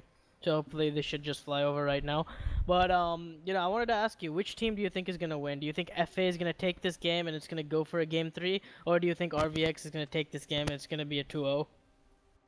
I believe FA is gonna win this game. Looking at the champions and the comp they've picked, RVX have backed themselves into a corner where they have to come out ahead early. Otherwise, it's gonna be quite futile fighting the comp of FA. The AoE shield into the Galio while Twitch in the back untouched. So much disengage from Galio, Karma, Lantern from Thresh, Pillar from Frontal. It's gonna be hard to get to the ADC. The ADC has to be at a point in the game where he can pray the enemy team down.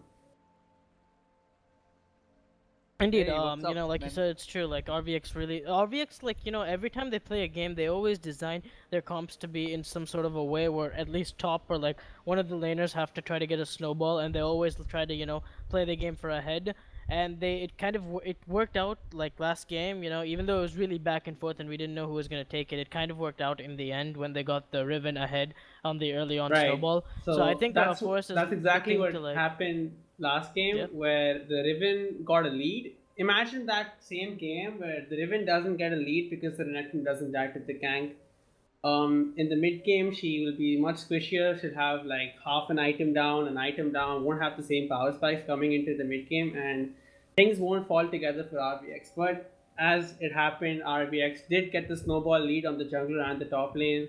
The Renekton fell behind, which is not ideal for a Renekton, falling behind in lane, dying to a gank with 2 dashes and a flash. It's not efficient, it's not ideal, it shouldn't be happening.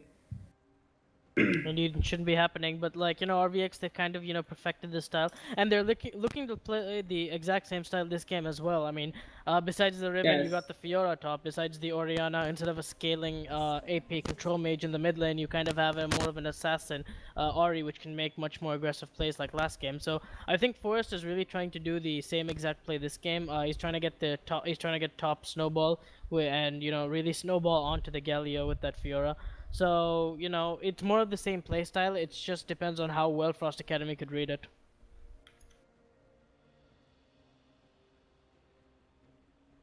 Pauses.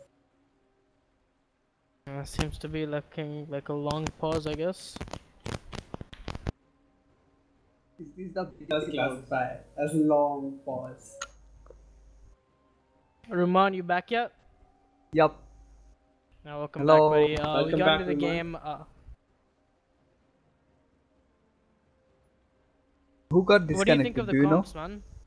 Huh? RVX pulled the pause, but FA since disconnected as well. So I think comp-wise, RVX has stronger laning phase in all three lanes, and they have a really strong jungler. So they just have to get a lead in the early game. And on the other hand, FA has really good team fighting comp. They're just probably looking to scale and go into the team fights, but it's gonna be a really hard lane for Galio because Fiora is like one of the hardest counter to Galio.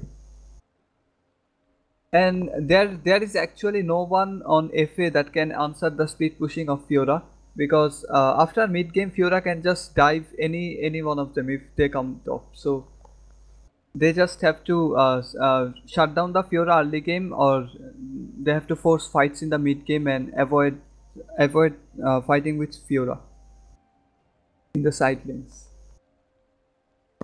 What do you think about the bot lane matchup? Does Twitch do well into the Caitlyn? I mean, both ADCs have pretty good amount of range, and it's Twitch Thresh, so that should be a little bit more aggressive than a Tom Catch Caitlyn. Laning wise, I guess it's kind of an even lane. It really depends upon how both these players play it out, how well Thresh can land his hooks, and how good Tom Kench can eat his opponent and just set up plays. So bot lane's gonna be really even. You got two 80 carries with like pretty big range, and then two really good engage oriented supports. So it should be pretty even. going to be quite the isolated 2v2 in the bot lane with both supports with a huge disengage save ability. The Tom Kench being able to eat the Caitlyn and walk all the way back to turret, and the Thresh being able to lantern Twitch out in case of the gank. I feel bot lane is going to be isolated in a 2v2, and the jungle pressure is going to revolve around top and mid lane. Yeah, and considering I got two mid laners here, and we haven't really talked about the mid lane matchup, Ruman, let's go with you first. What do you think about the matchup, Ari versus Karma? I think Karma just outpushes most of the mid laners in the current meta, and she's a really good lane bully. She's a safe pick, but she just doesn't scale as well as other mid laners.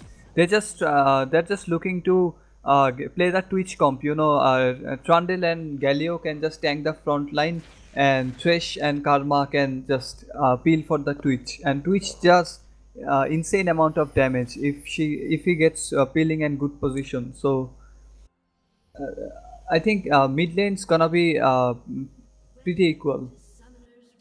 Noctic, what about you, man? It's going to be quite the resident sleeper matchup in the mid lane where the real combat is going to be PvE, man. Who can kill more minions? Who can farm up better? Yeah, I think it actually depends on the jungler because Ahri can set up ganks really well with the Elise, because if Elise can flash cocoon and Ahri can charm into the cocoon, there's really a slim chance for Karma to survive because she's a squishy champion and she doesn't have cleanse. And what do you think about the Trundle jungle? We don't really see that in the BD meta. Is it popular on the Indian meta right now? I mean, Trundle itself is a pretty popular champion over in India at the moment. I mean, we have Mr. Colossus who made Trundle a very popular champion over in top lane. And a couple of days ago when we played EDX against the finals, Frost decided to pull out the Trundle support and, just build an overall really tanky comp along with the Galio. But Yep. Trundle jungle, I think this is I've seen it a lot in solo queue, but I think this is the first time I've seen it in a competitive play. I mean, I really don't know how it plans on working because there's not really a true tank over on RVX's side besides probably like Tom Kench. But yeah, it's gonna be really interesting. I mean, Dragoon has always played these like weak early game junglers. Like we saw the Rek'Sai last game, which is pretty weak into the Elise. And yeah, now Yep. he's gonna pick the Trundle into the Elise again. So I really don't know how he plans on playing it out. Getting into the game, bot lane has the shove. FA can Yeah, I increase the mean, lane if they choose to here. it's a Caitlyn lane, so she's always just gonna push. Right.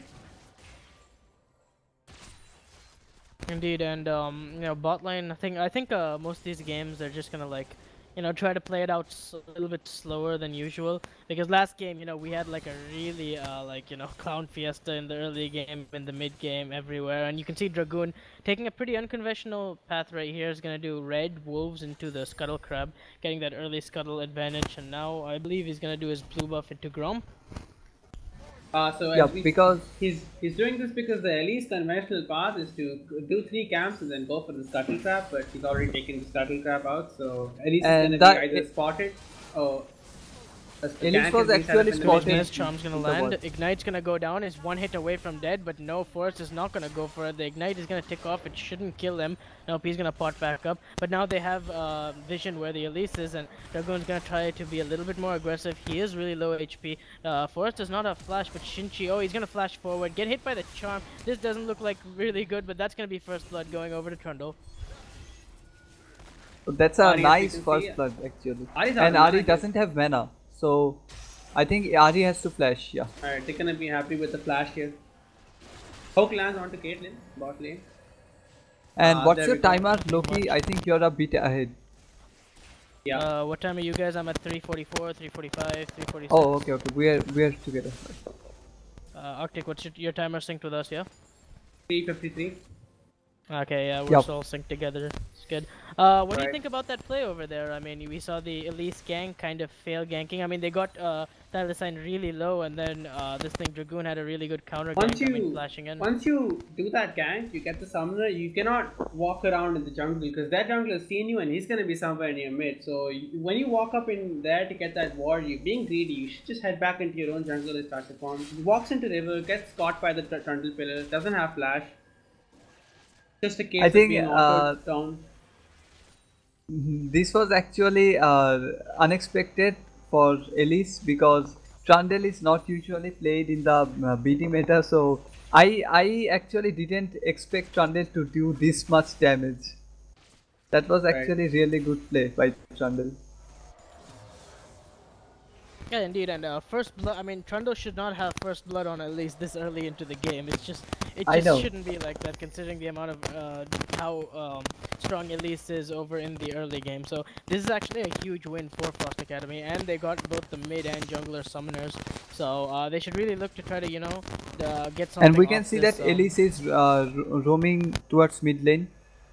He just wants to get that mid lane ahead because if the Ari gets ahead, it's gonna be really hard lane for Karma.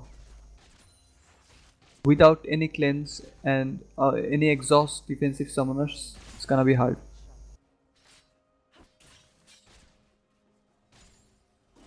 And we can see that Seeker has gotten the what do you call this item? Cull. Cull. Right. Cull. I mean, this is pretty Quite an unconventional. interesting choice, in my opinion. The Voran Shield and the Cull not looking to outrate the Galio early. Not sure what he's aiming to do. I mean, I would guess it's scaling, but FA has a better late game in my opinion with the Twitch comp. I expected the Fiora to go for some aggressive items, maybe a Black Cleaver early to counter the Ninja Tabi buy and try to get some solo pressure, but it seems he's going for late game scaling with the Cull and Doran Shield early. I mean, Fiora scales like one of the best into late game, but against Only in this the 1v1 composition, yeah, only in the 1v1 and split push scenario. And in against this composition, I don't know if it was a right choice, but he's the most experienced top laner, so I'm not going As you to. can see, last game the Elise RVX got ganks in top lane, and now you can see the amount of vision that FA has set up in top lane. There's the Yeah. Scuttle Crab, the River Ward, the other River Ward, and the Tri-Brush is what is just being taken down right now by the Fiora. So if Elise wants the gank, the only way she can do it is through the lane. The entire top side of the map for FA is actually voided. So, and that's a nice parry Looks by like Seeker. Elise is gonna sneak her way into the bot side jungle. Oh, top lane looks like he's And gonna Galio go down. was Seeker actually flashing forced to forward. flash. Fadubot getting very low. Is he gonna go for the dive? No, he doesn't. But he does Doesn't get go the for the flash. vital. Oh, meanwhile, over at bot lane, And that's that's a an aggressive nice flash and coming up play. from Synth. Wait, Elise could join this fight very soon. They don't if they get aggressive. They didn't get greedy for the kill there.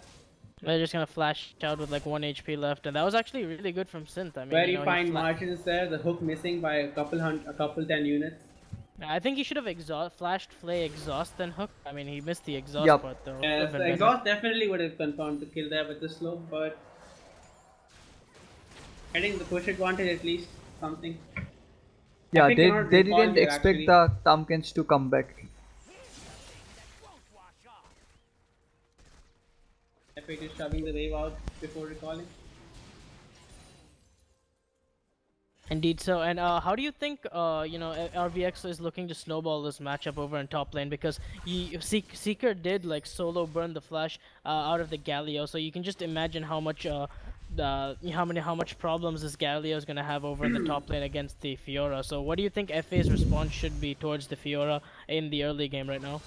I mean, the flash was burned because Galio E'd into the Fiora, and Fiora can just easily parry because the E has a long casting animation. So unless Galio does that again, I don't think Fiora has a good chance to kill him. Oh, Trundle took the blue buff here, not giving it out to the Karma, I guess. Yup. Speaking of mid lane, itemization. Karma's going for the Morelos right now. Kapoor Yeah. has a stun, Ari has a charm. I don't see why early QSS isn't being bought here. I mean, it could be pretty effective to shut down all the pressure mid lane. Really QSS.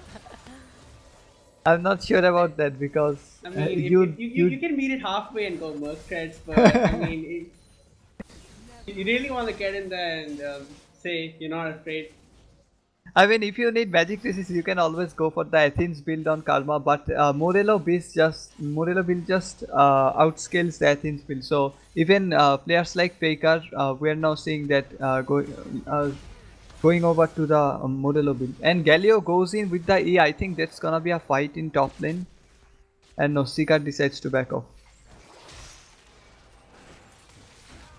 We got a hook And that's a bot nice lane. hook by Thresh.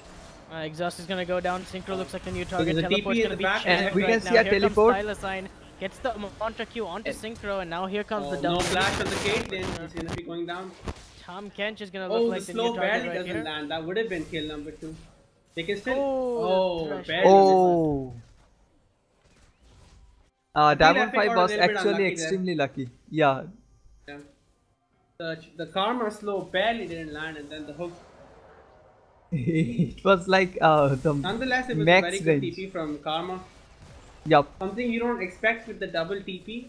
You think well, Galio is like sitting right here in lane. He's not gonna TP, and then suddenly Karma TPs behind you. Gets the mantra And we shield can down, see that boosts up. Galio is going in again, and Fiora has taunted This is what I was Galio. talking about. Fiora has to do something in lane to get a lead, but Galio is just not the kind of champion you can solo kill. He's so safe. He's got damage reduction from his taunt. You know, you get the Ninja Tabi and you just never die.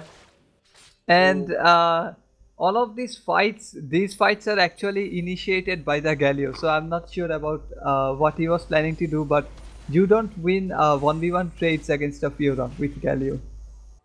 Right, but he's not dying. What's the point? I mean, he's 20 Yeah. CS down, but that is acceptable, I believe.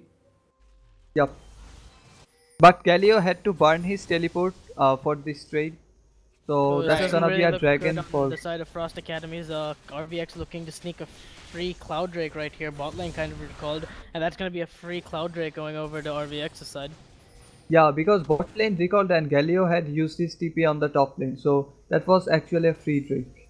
This could be bad though. Bot lane could have recalled that instead of doing that dragon, and when they do recall now, their tower could be under some serious pressure for worst luck. It is a very low tower out there for RVX in the bot lane. This And we can could see that be Elise bad is for them. moving in bot lane, but Elise is spotted actually by the ward. But Karma has moved down, so it's gonna be a 4v3 if it happens. I think RVX got the message that Karma's moving down. Yeah, they just saw her on a ward, so they backed off. Yup. They managed to sneak a nice ward over there, which is out of range of the control ward. Yeah, that's actually pretty unconventional. Whole bottom side river is completely warded from RVX. They have total vision of anything happening. Oh, he's gonna get hooked. Oh my god, Tom Kench gonna eat the Caitlyn, securing the disengage. And this is why this Tom Kench pick is so good against high engage supports like a Thresh or so. Because whenever your ADC gets caught, you just eat them and then that's just a free disengage. But oh my god, Synth going in with the flash play. He's gonna get cocooned. Forrest is there with the counter initiation and he looks like the target's gonna go down. And we can see the teleport Kidney coming in from Fiora in the Now bot Holy lane. Gunners is gonna look like the new target. He's gonna go down and that's gonna be 2 kills coming over on the side of RVX. Yeah, that was actually a really nice setup. Is if RVX can manage to get the turret for free. If they get the turret for free, it's really bad for FA because they've lost the dragon already. So this is how it happens. The Fiora outplays the Galio in lane, chunks him low. He has to waste his PP, and suddenly you have a 4-man gang bot lane, and your Galio can't respond to it because he's in the top lane with his ult. Looks like the tower won't be going down. The wave just ran out. I got some aggressive fight in mid lane. Charm's gonna get landed onto Thylacine. He's gonna go down. Spirit Rush forced out of Shinchi, and he's gonna go with the disengage. Goes back in for the orb, but doesn't really get any damage. Not a good trade for the Ahri. Losing your ult in the 1v1 in a passive manner is not optimal.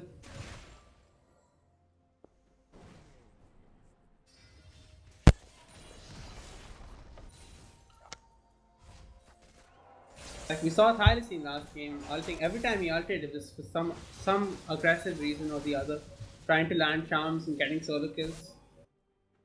Yeah, and right now, like RVX, Shinchi is not really in the kind of position to do that. But we're still like only 13 minutes into the game, so there is gonna be a good number of opportunities. Meanwhile, over in the bot lane, I guess the turret has been changed, and now. Low. Yeah, and now FA is gonna take the first turret of the game. This is very good from a neutral perspective. Getting the turret was very important for FA because they already lost the dragon, so they had to pay for it somehow. Indeed so, and mid looks like he's a little bit in trouble. Despite the first turret going down, it's only a 1k lead for FA.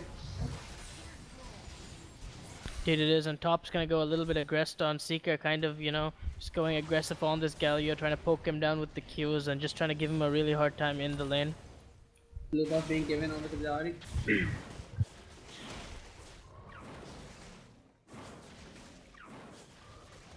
What do you think about this build path from Ahri? Last chapter into the needlessly large rod. What could that be going into Ludens? Pretty standard build path for Ahri is gonna be the Morello into the Ludens. So I believe he got the last chapter. Oh, look at the Twitch over in top lane. Looks like they're gonna get no, they're not gonna go. But as I was saying before, yeah. So these are like kind of the 2 core items for Ahri. So I guess he kind of mix matched a little bit both. He got the last chapter for the mana and the needlessly large rod for some damage in the lane, but still unable to kind of get anything with that karma in the mid lane. Right.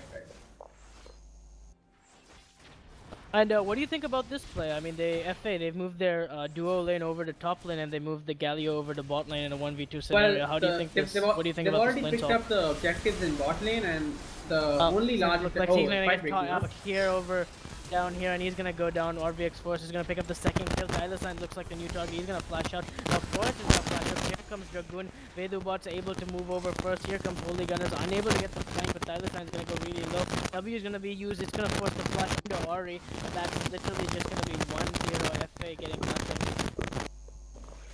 Loki. Yeah. Your mic is doing that thing. We're getting some static noise. Yeah, that's Loki's mic. He's just gonna fix it momentarily. Well, looks like only a 1-for-1 going on. 1-for-0, I should say. A summoner has disconnected. Better now? And I got disconnected for some reason. Wait. Even Diamond 5 has disconnected just now. Could be a regional thing. Yeah, probably. A summoner has disconnected. Forest DC'd as well just now.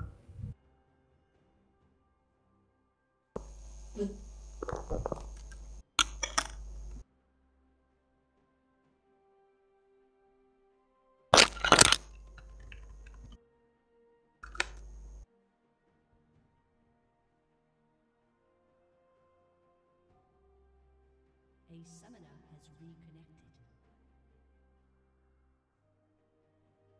I'll just try to restart the client, see if it connects. Alright.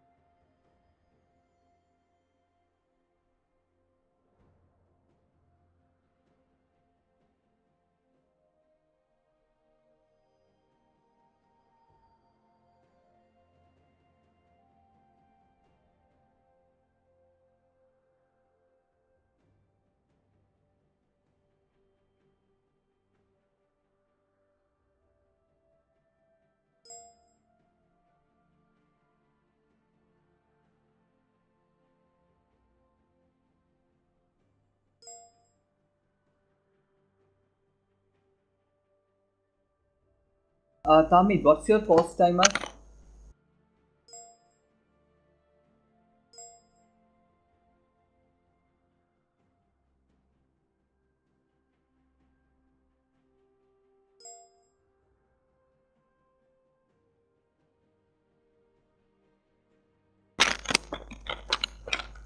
Hey, wake up.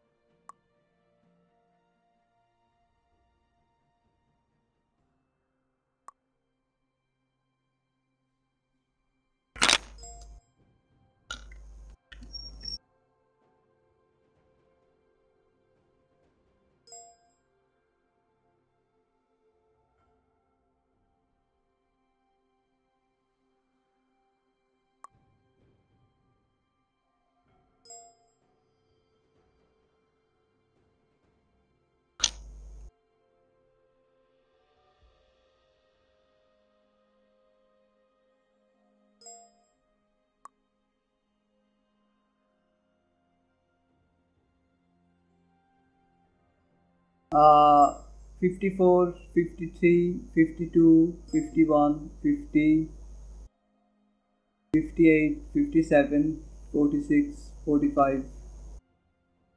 এখানে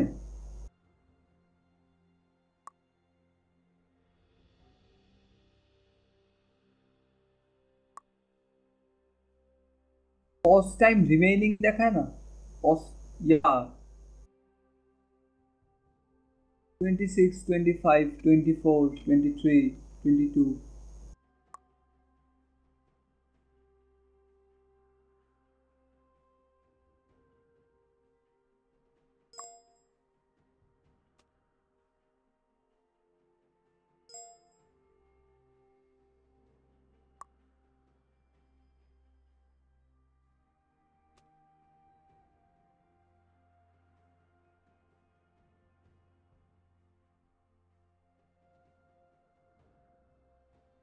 summoner has reconnected.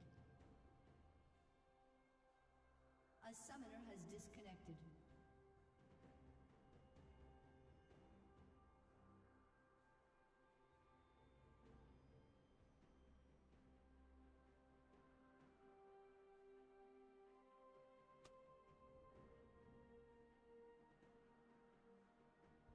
A summoner has reconnected. Alright, looks like everyone from RVX has reconnected and the game is going to be getting unpaused now.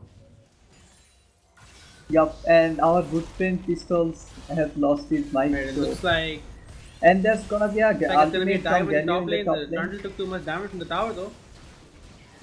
He gets But out alive and they've coordinated it really well because the Galio ultimate actually makes you take less damage, so the Trundle became tankier, and that was a nice coordinated play by Frost Academy. Trundle though holding on to his ultimate in that situation, I think that would have hurt his safety. Yeah, but they managed to pull it out, so I think it's alright. And we can see that Caitlyn is. The benefit of rotating your bot lane to the top lane is after getting the tower, you're gonna be able to get the Rift Herald as well. Although it looks like they've been pushed off of it, this is inefficient for FA. And the Ari charm actually forced the Thresh to flash. I don't know if the flash was required, but they had no vision over there, so it was safer. I guess they were just playing it safe. Yep. And we can see that Elise is going over to the Rift Herald now, and it's probably gonna be a free Rift Herald for RB. Frost Academy is not in a good position to compete. 28, 29, 20, 30, 31, 32, 33, 4, 37, 38. Okay.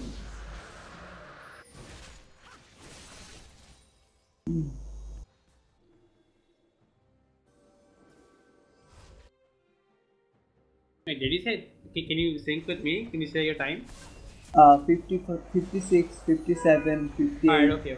We're synced, okay. And we can see that Rift Herald is going over to the top lane, and Wow, that's so what they're gonna RVX get it out. managed And to that's a pick up the nice Rift hook Herald. by Trish.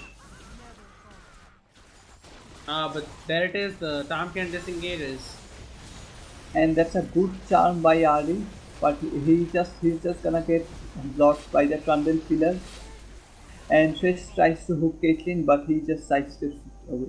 FA just falling behind the neutral objectives. They lost the first dragon and rotated their bot lane after top lane and killed the tower, and they should have been able to get the Rift Herald, but somehow the Thresh got found and got chunked out, had to back up, and RVX managed to get the Rift Herald as well. Both neutral objectives being picked up by RVX. And we can see that they're trying to siege the mid turret, but it's not gonna be as easy because Karma hits a pretty good amount of weight here, and Trundle can just always face tank the incoming damage. User in your channel timed out.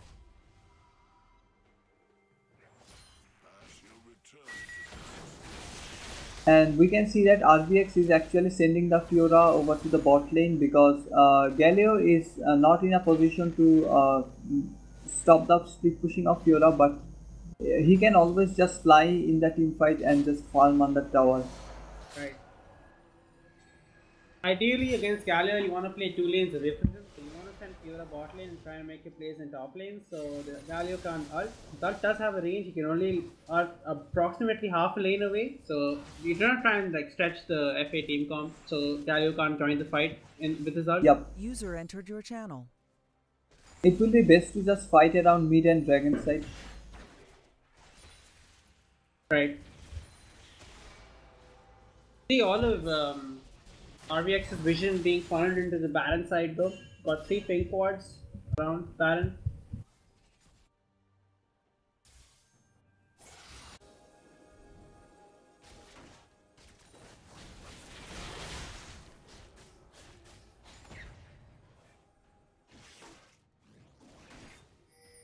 And It's we just can gonna see be a that question of warding and the pick game. They are just setting up vision in the dragon area because the next dragon is an infernal drake, and for the team composition of RVX, everyone just builds damage except the Pumpkin. So the Infernal Drake is going to be so much better than the other Drakes for RVX. Right.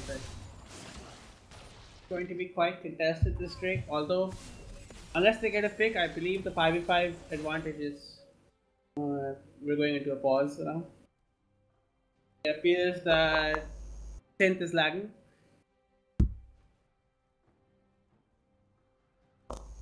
If the 5v5 does break out in the dragon area, it's going to be. I feel like FA is going to be able to take it away.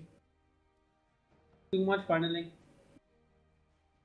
A summoner has disconnected. Yeah, FA has actually the better team composition to team fight, but if the Fiora starts split pushing like crazy, I don't know who's gonna go and deal with her, because none of the players of Frost Academy is as strong duelist as a Fiora. Maybe the Trundle can compete, but it's not gonna be as strong as the Fiora.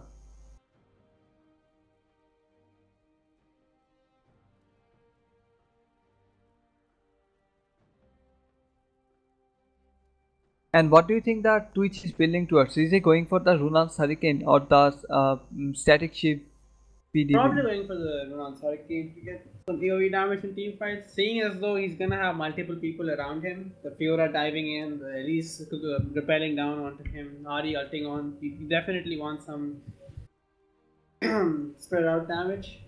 The Frost Academy composition actually centers entirely around the survival of Twitch, because he's like the primary damage dealer.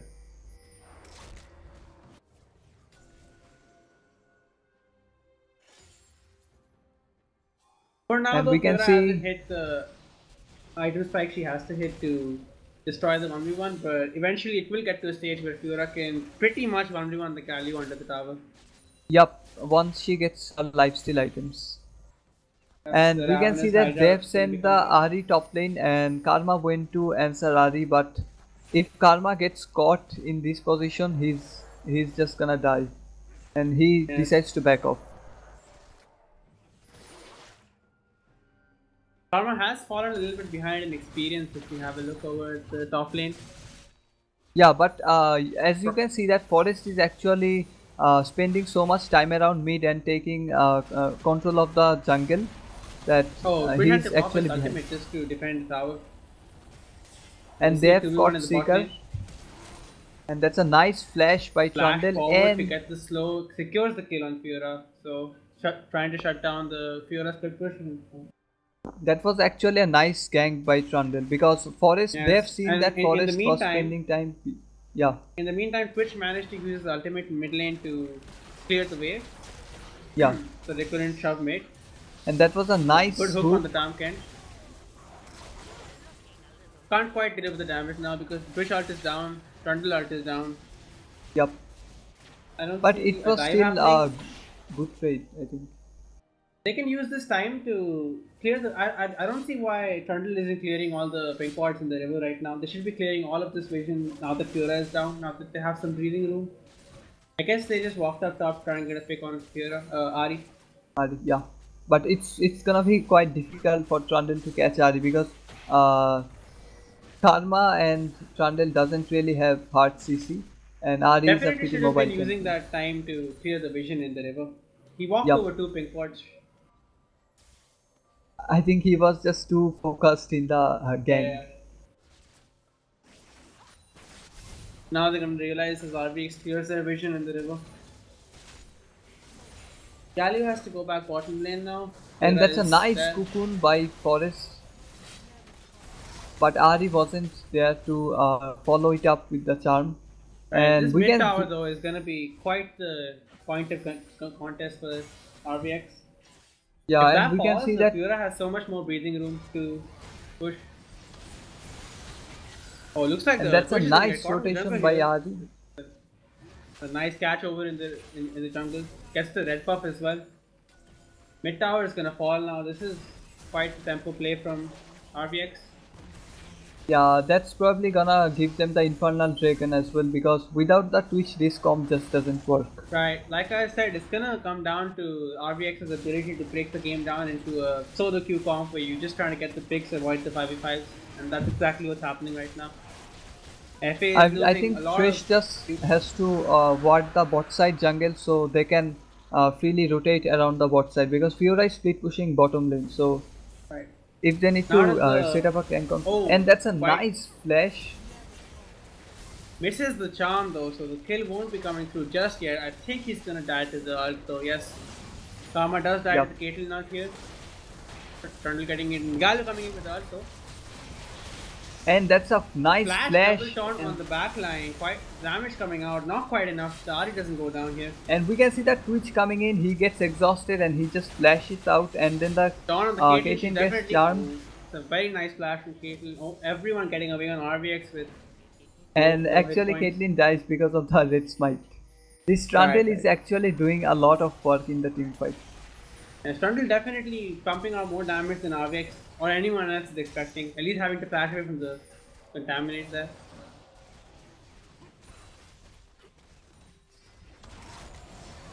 FA has And lost that's a some tempo, nice but... charm and Oh, a that kill. is... Yes, that's exactly what Ahri is meant to be doing in the mid game, picking off targets who don't expect the mobility. TP coming in from the Galio here, to the Karma. Doesn't really achieve much. I think it was to seize the tower, but they decided to back off. Yeah, I mean the Ahri is actually quite snowballed right now. It's gonna be a Yes, problem yes. to deal She's with. got her it. core items at this point. She can one-shot pretty much anyone except for the Trundle and the Galio. Yep. If you get hit by that charm, you're gonna die. But Karma has been dodging the charm really well throughout the game. Yes. At this point though, I don't even think Ahri has to hit the charm. Yeah, he doesn't have to hit the charm Keen's to kill. Unholy Grail. Not... Oh, that's an unconventional build because Yes. she has built, I think, a 50% cooldown reduction. Athens gives 20%, right? Or Right, did yeah, they yeah. reduce it to 10%? She's definitely... both items get 20%. She's maxed out right now. But I don't know why did he build cooldown reduction boots because it's not working. Wait, no, never mind now. I think Unholy Grail does only give 10% cooldown reduction. Oh, okay. So, but They even changed then, it. maxing out with the blue buff, you shouldn't be getting 30%, 40% cooldown reduction. Quite unconventional here. You're kind of maxing out on mana Yeah, generation. we don't usually see this building two cooldown reduction items, but I think it's they're his just... choice. They're putting all their eggs in the Twitch carry basket right now. Yep. Even the mid laner itemizing purely to support the ADC right now and the team as a whole. And we can see that Fiora is split pushing on the bottom lane. They need to send someone to answer Fiora because they're just gonna rotate towards Baron, and FA doesn't really have enough vision over Baron area. As we can see right here, FA has to force a fight here. Fiora is gonna take down the inner tower. RVX have done a very good job disengaging. This is where the pressure comes in. FA does not know how to handle this situation, as it seems. Fiora is gonna get some free damage onto the turret. RVX is gonna move in to try to interrupt the recalls here successfully. Galio did manage to recall though. And Leaving Gallo Fiora is alone with the bottom. tower. If we move down, we can see the half HP on the tower already with like 2 or 3 seconds on Fiora. You cannot leave her alone in the bot lane. And Fiora is moving towards Baron area, and Galio just has to clear the waves on the bot lane. Oh, looks like it could be a pick here from Fiora. Yeah, Fiora is actually rotating to kill Galio, but I think Galio just backs off. Galio is in a very pushed up position here. He could be... Doesn't decide to go for it. He's afraid of the Twitch stealth coming in as it is. FA is And- Baron right now. It is a... They've got complete vision and they could easily sneak it. And Trundle just back. Feel like a little bit more aggressive shot calling and they could have a Baron right now, but they I think decide they're just trying to catch someone with the Elise Cocoon and the Arichan because FA actually has no idea. Oh, no one Oh, he's gonna get caught here. He's gonna get chain CC, taking a lot of damage. Finally goes down. The Twitch out from the back though. He's gonna be taking out. At And least like Galio this. teleports in.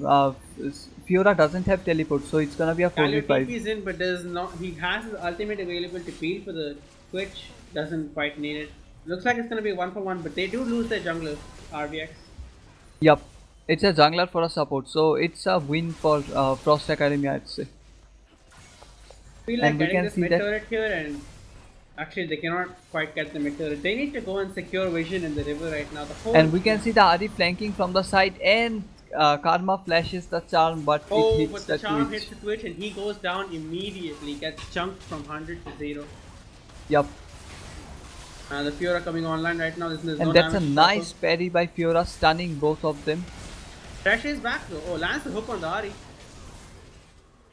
RVX getting quite low. Fiora will definitely be going down, but the trade comes on into frontal. And this is what I was saying. If Twitch goes down, then this comp just falls apart.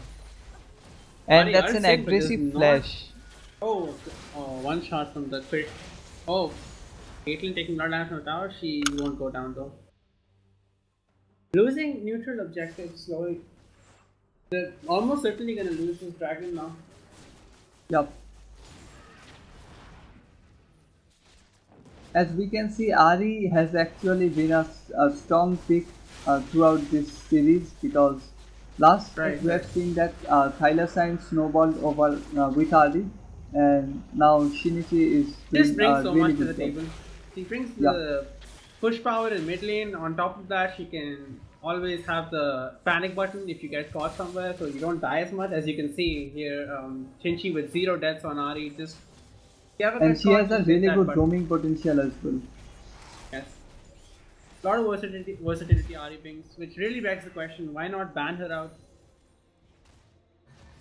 I think there are just too many important bans.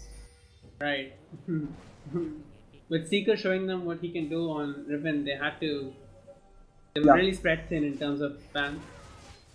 Finally, FA, we see them trying to prioritize some vision in the river, taking down some wards. Oh, the Baron will get aggroed here, and they just decide to start the Baron here. Fiora does have TP, she is channeling it behind them. This is going to be quite the collapse. And that's a nice taunt. And this is actually the perfect fight. for Eyes on the Twitch, eyes on the Twitch. Ari is coming in from the side, she cannot quite engage here though. And that's a nice knock up by Galio. Twitch is taking damage though, he's half HP now. Galio does go down, it's all on the Twitch now. It's all him. Yeah, RVX managed to come out ahead. They play the They team fight really really well. manage their health bars perfectly. Everyone is low but no one died, and now they can get the inside track on Baron or even do it. I Yeah, feel like this is a good time for them to do Baron. Tamken's tanking, Elise tanking, they can do it right now if they wish to. yep. And Right now I think the call is going through. Caitlyn taking damage though for they just this is have to definitely back not up now the because efficient- Caitlyn is really low. this Yeah, they this could have was done not the Baron, correct I way think. to do it. Yeah, they could have easily taken it there, but Caitlyn tanked the Baron for no reason. Loki? Yep. I think the problem with the comp of Frost Academy is Ari is snowballed right now, and there is actually no one that can pressure Ari in the team fight. She can just wait until all the CC goes off, and then she can get in and you easily get out, because Ari there is are just so ahead right now. Level 17 bringing up the experience lead. 2 levels above anyone on FA. yep. 4 levels up on the Twitch right here. Unless Trish lands a hook on Ari, I don't see how can Ari go down. It's like Ari is coming in here. There's no wards in the bottom side jungle for FA.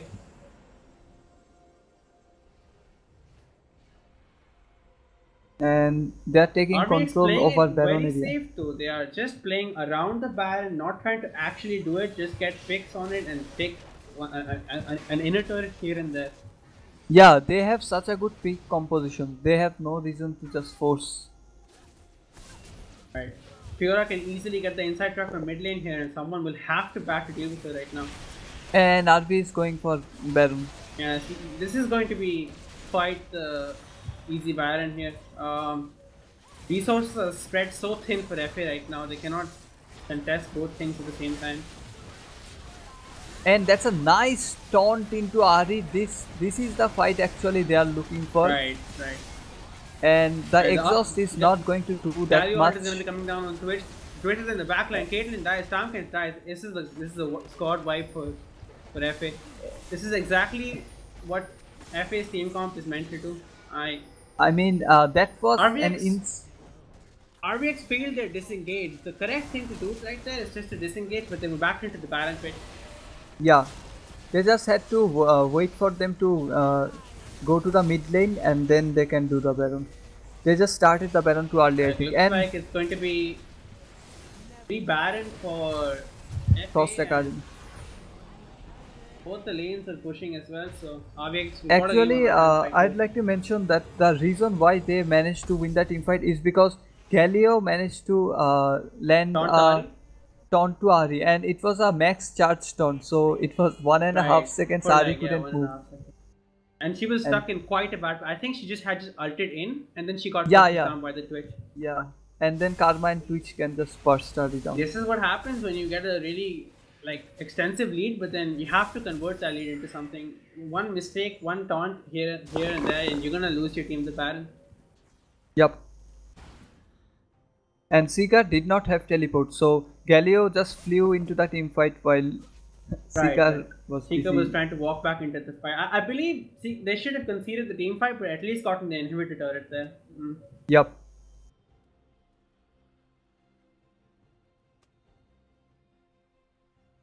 Speak problem.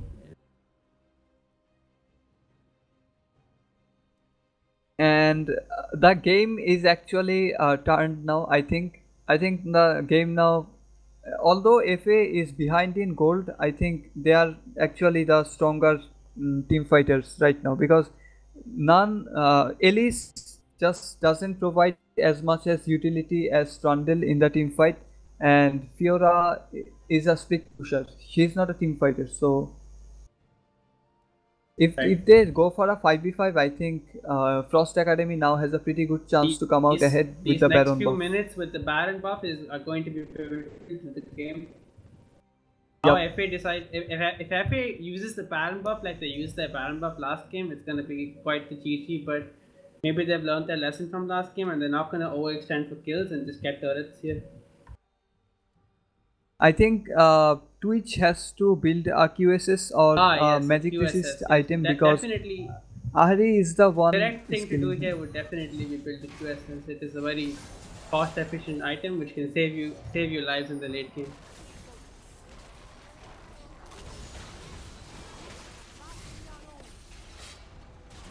And they tried to land the hook, and Trundle is actually taking a lot of damage, but the ultimate coming out from Twitch. At this stage of the game, if you open yourself up to 2 or 3 shots from Twitch, he can easily 3-shot your carries after. Yeah, if the Tomkins didn't. The hook lands on Ari here under the turret, but it's gonna be a clean disengage from Tomkins.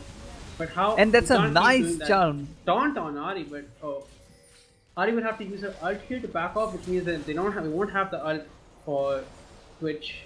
Yeah, and we can see that Trundle had to flash because he was in a pretty bad position. And the Elder Dragon is up, but they are not looking to do the Elder Dragon, they're just trying to siege mid tower with the Baron buff. Right. They're just coming up and throwing and we can see that eventually one of the thresh hooks will land and someone is gonna die. Or they're gonna force the Tomkins W in a defensive manner. I mean, if you decide to let the Fiora to stick with the team, then I don't think this composition will work, because it's based entirely around speed pushing and catching others. So, and they decided this is gonna be an Elder Dragon fight while Galio is pushing the top lane. Galio is pushing top lane. He seems to want to recall, but can't quite decide what to do. Galio has to recall right now, because if he becomes too low. Okay, he is TPing right now, but I think it's quite the late TP. Everyone's jumping on the Twitch right now. The Galio didn't ult the Twitch right here, but Twitch just refuses to die in the backline. Life steals up back to full HP. This is gonna be an ace for. They can actually end. Epic can end. Epic can go mid and end right now. Yup, I think so. And Uh, Trundle is going to stop the recalls on the K10. FA could easily end it. I mean, Ari has a 30 decent. minute dead timers coming through. Yeah, but with the Baron up minions and the Trundle joining to tank the tower, this could okay. 20-second dead timers on Elise and Tompkins. Gonna have to see what happens, but tower I just think they getting should just get obliterated the by tower the and back Twitch. up. A charm lands onto Twitch. He is gonna go. But the shielding coming through from FA. This is exactly what they're trying to do with the comp. They should settle. They should settle for an inhib and 2 turrets. They're all. Oh, Thresh just gets caught by the Elise. Spider. They should just leave Trish. They need to back here. This is good enough. They don't need to get greedy. I think they just trade Galio's life and they back. Red team's turret has FA did exactly what they needed to do with Baron 5 minutes ago. Even RVX's outer turret was up, and now the inhib is down and they've lost the Nexus turret. Perfect Baron usage from FA. Beating out a 5v5 at the Elder Dragon. This is exactly what they want, a 5v5. And the Elder Dragon fight was actually really well played by the Twitch. Because of the elixir, he managed to steal just so much health Right. with the expunge. I'm a little bit surprised that Galio didn't ult the Twitch, but I guess it worked out either way. Galio ulted someone in the middle of the fight, not Twitch. But Yeah, I guess Twitch think survived. he definitely should have ulted Twitch. Yeah. Looks like 3 bruisers and the Karma plus Twitch really working out for FA in the late game. Can you tell the timer? I had packet loss, so I got a bit behind. 39-15, 39-16, 17, Okay, wait. 20, 21, 22, 23.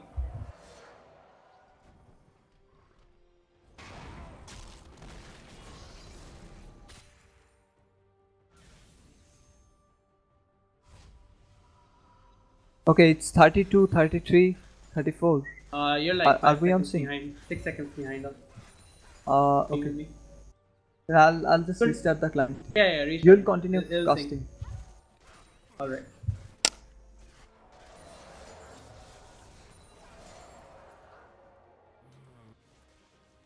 Looks like FA is trying to send Karma to the bot lane to clear minion wave. She does have TP right now.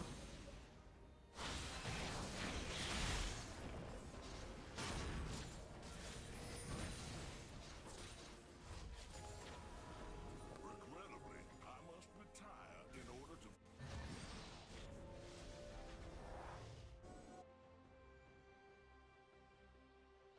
And the game will be paused at 40 minutes.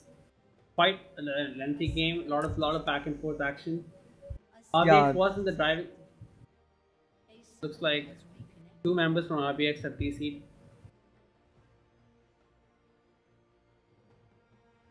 I think they're just reconnecting their battle ping because in Bangladesh people have ping issues and you have to Right. run battle ping. Right, of course. But both teams are playing really well. I mean, RVX managed to get that early game lead, but that was a really good comeback on the Baron fight by Frost Academy. I mean, Right. this game has been bloodbath, Right. a very Sad. exciting game. 33 kills coming down in 40 minutes. Quite the game. Almost a kill every minute.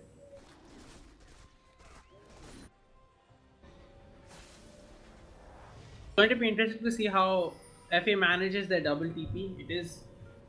You kind of want to put like a 1-3-1, but wherever Fiora is, she's gonna decimate someone. At this point, Something I don't you think can the do- Karma has to use teleport. I think Karma has to just stick with the team. The teleport Right. of Karma is actually for the early game because she's not a good speed pusher. It's And gonna be a trade kill over here. Twitch for Ari, but FA definitely coming out on the back end of that as their comp revolves around Twitch, and Twitch happens to be dead right now. They have no damage on their team. RVX could really force the issue right now.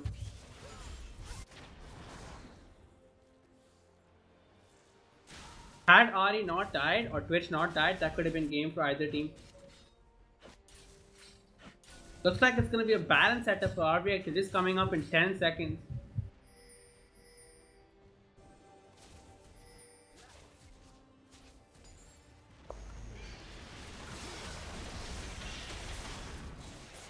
Started the Baron. FA is still quite far. They're afraid of the bush camp.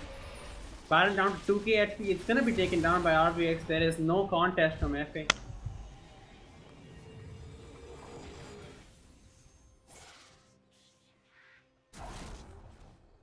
Back and forth, 42 minutes in the goal lead. There is no goal lead, it's just a mere 1000 gold, which just means nothing at this point.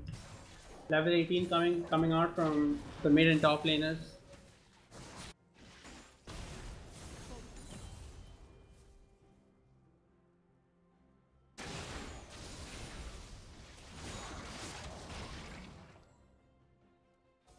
Red team's inhibitors respawning soon.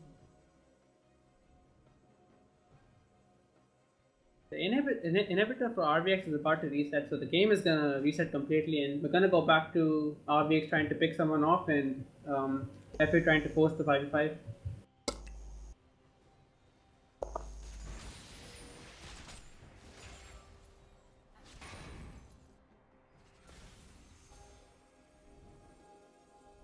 Okay, I finally managed to reconnect without my 42, packet 56, loss. 7, 58. Alright. I'm like 1 second behind. It doesn't really matter. Yeah, it's fine, everyone is in the bot lane for FA. The recall timers are gonna be... It's gonna be barely enough to defend the mid lane as the Baron up minions speed up towards the turret. I don't think Fiora knows if they are in bot lane. Damage, it's 26, 27, 28, 29, 30. Alright?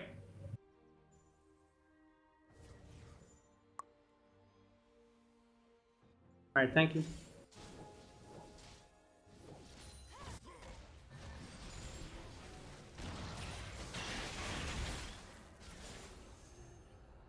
And we can see the Thornmail coming from Galio. Thornmail is actually going to be a really good impact in the next fight, because late game Caitlyn just deals so much damage with her auto attacks, and Right. Thornmail can really shut him down. Caitlyn doesn't really have any lifesteal, so Right, Thornmail is really gonna hurt.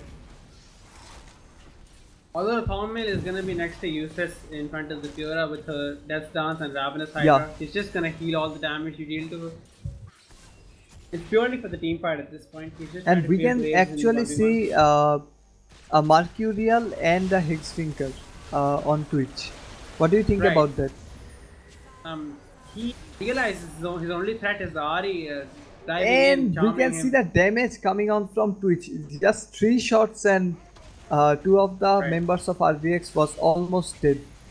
Even with the Baron buff, they can't just push against the Twitch. I mean, You cannot forget, if you leave that Twitch up for 3 seconds, let him get 3 or 4 autos down, he can half shot your entire team. Give him a few more Yup. seconds and everyone's suddenly dead. You have to be really quick. As soon as he reveals himself, you either have to all jump on him or either have to all disengage as a unit.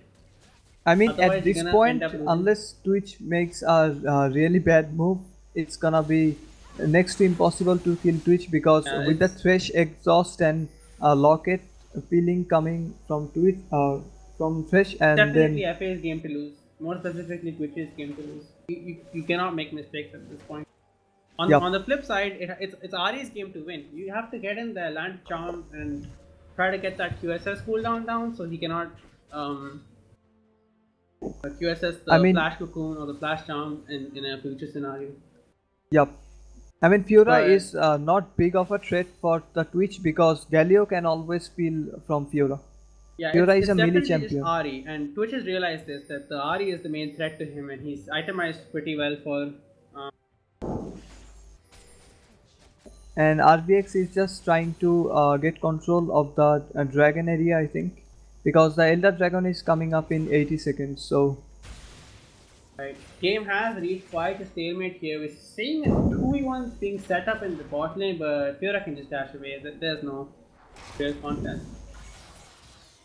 If she does manage to Oh, we see a 2v1 breaking out, but Fiora can just dash over the wall here. Switch is being jumped on here, but he's gonna get all the shields from the Karma and the Redemption coming down. Galio TPing right in front of the Fiora. There's gonna be a 1v1 in the bot lane. I think Fiora's gonna be able to clinch this though.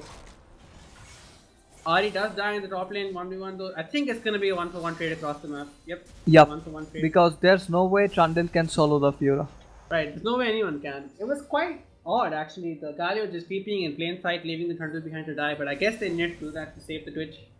Yep. It was actually, I think, a better decision to save the Twitch because Right, yeah. if the Twitch dies, there's no way they can compete the Elder Dragon.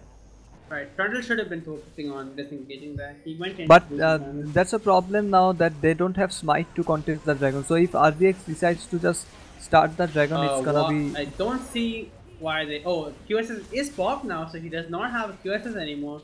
Yeah, but there is no Ari, so QSS won't be an issue, I think. Right. But one more cocoon and he will be dead. But the thing is Getting that caught. Frost Academy does not have smite. I don't think they should have done the Baron. I mean I dragon. think without Ari though, they lack the raw damage to kill the Twitch. Who's gonna kill the Twitch? Fiora isn't gonna kill it. Yeah, Looks like yeah. a hook lands onto Fiora. She's gonna be taking a lot of CC here. The Riposte doesn't really block any CC. Twitch gets cocoon though, but he's got his teams back up And here. that's a nice ultimate by Galio. And another hook landing to. The 4-man Ari coming in from the side That's though, a but Twitch is 4-man just gonna taunt. stand there and right click them down. There's nothing that can stop him right now. I don't Yeah, think that there's he kinda just dies. too many shields. FA But lacking Fiora a lot actually of managed damage to right kill. now. I think this is gonna be RVX's fight all of a sudden. Yeah, because the FA thing is Trundle wasn't in the fight. Right.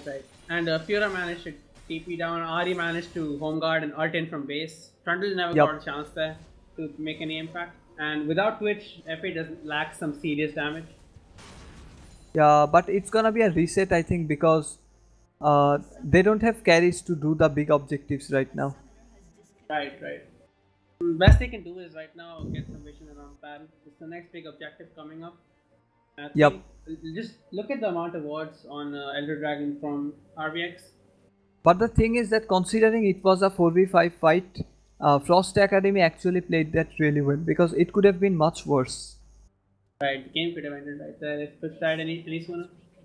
The Twitch almost killed everyone, but looks like an exhaust at the end. No, not an exhaust, but just the Ari flanking from the side and dealing that damage And to him. Fiora has lost her GA as well, so the next fight is gonna be quite hard for Fiora to survive with all the CC and the damage coming in from Twitch. As we saw just now, Fiora in the fight, the engage was on to her and she did not manage to riposte any of the CC. But the thing is that what I usually see in the tournaments is against Fiora, the ADC always build Mortal Reminder to cut down her healing. Because Fiora is all about healing. She's not a tanky champion without the healing. Although But, it looks like there is no armor, not much armor on the side of RVX, so building a last Whisper item like a Mortal Reminder or a LDR is not that efficient. You can much rather put one slot into your magic resist item, Survivability. which has done. Is rocking the double magic resist item really afraid of the Elise jumping on him, the Ari jumping on him, which is what killed him last fight, so looks like he's itemized correctly against his threat. The Twitch is playing actually really well. Yes, itemizing and playing well, adapting to the game situation. Like, it is being made quite easy for him if we're honest. Everyone just throwing their shields, the redemptions, the Galio ult, the taunt, the knock-up, everything's being done for him. And we can see that like RVX has started Elder Dragon. Off the Elder Dragon here, quite the haul. FA is gonna be able to get that pretty soon. Yeah, RVX is gonna back off of this. They do take a little bit of damage. Yeah. They don't quite reset it. Which isn't there, which is quite far. It's gonna be Elder Dragon to RVX. Yes, Elder Dragon is going over to RVX. This ensuing fight is gonna be. Caitlyn takes half her HP and damage from the Karma Q though. Which is in the back, which is taking no And damage that's a right nice ulti by Galio, but the Fiora ulti just procced and looks like ultimately it's gonna be a 1-for-1, but RVX does take away the Elder Dragon buff, and with that they're gonna be contesting the Baron. whole of FA should not be moving bot side right now. They should all be going top. They wasted some time going bot. I think it's gonna be another pause I mean, they here. don't have smite, so it's gonna be quite difficult for Frost Academy to compete Baron anyway. Right. Could get him there, and like, walking bot was kind of pointless, but we're gonna see what's User gonna in your happen. channel timed out. Like low key TC'd as well.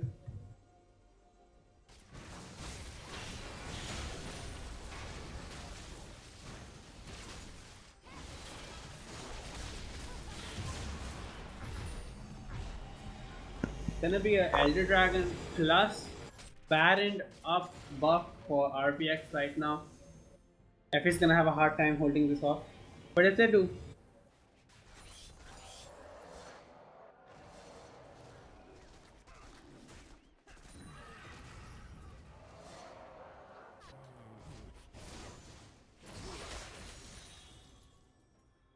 I mean, it's gonna be hard to defend for Frost Academy right now. they can go Because- through this though. It's definitely gonna be the win for them.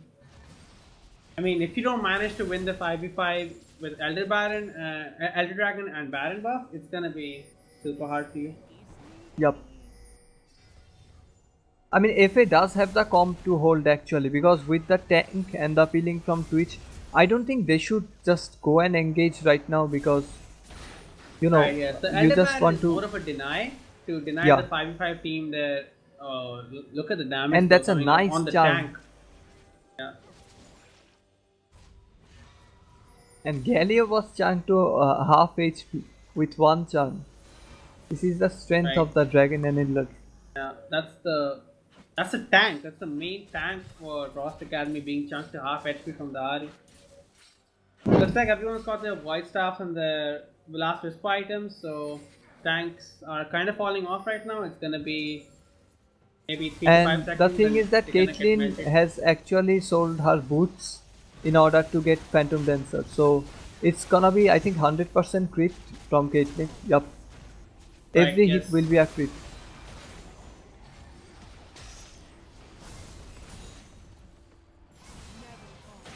It is actually 100% crit. She's gonna be doing. Oh, she just takes the tower down. FA lets her walk up and just auto attack it 5 times.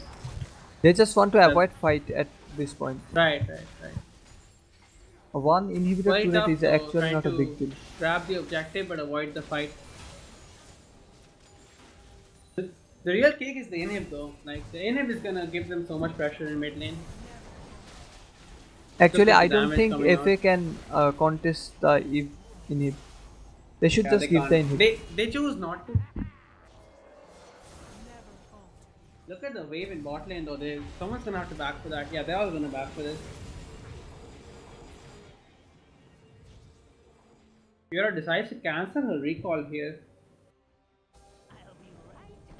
FA moving up the unit into the top side jungle, trying to get some. Yeah, vision, because there's I a big wave suppose. pushing into the top lane, Right.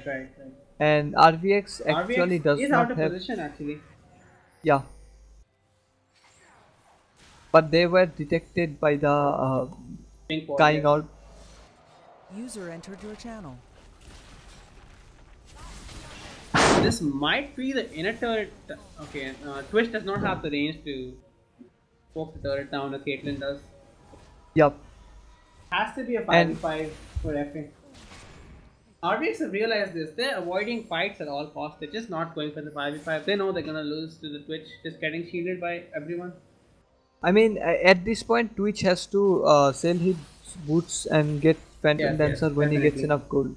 I mean, he's not moving in the fights anyway. He's just standing there and machine gunning everyone down. So boots are Yup. kind of pointless, but I guess he wants to try and get that extra Actually, he mobility right doesn't now. have enough gold yet, so Right. He doesn't. He's only talking 1400 gold. He's probably gonna wait to get a Phantom Dancer or something.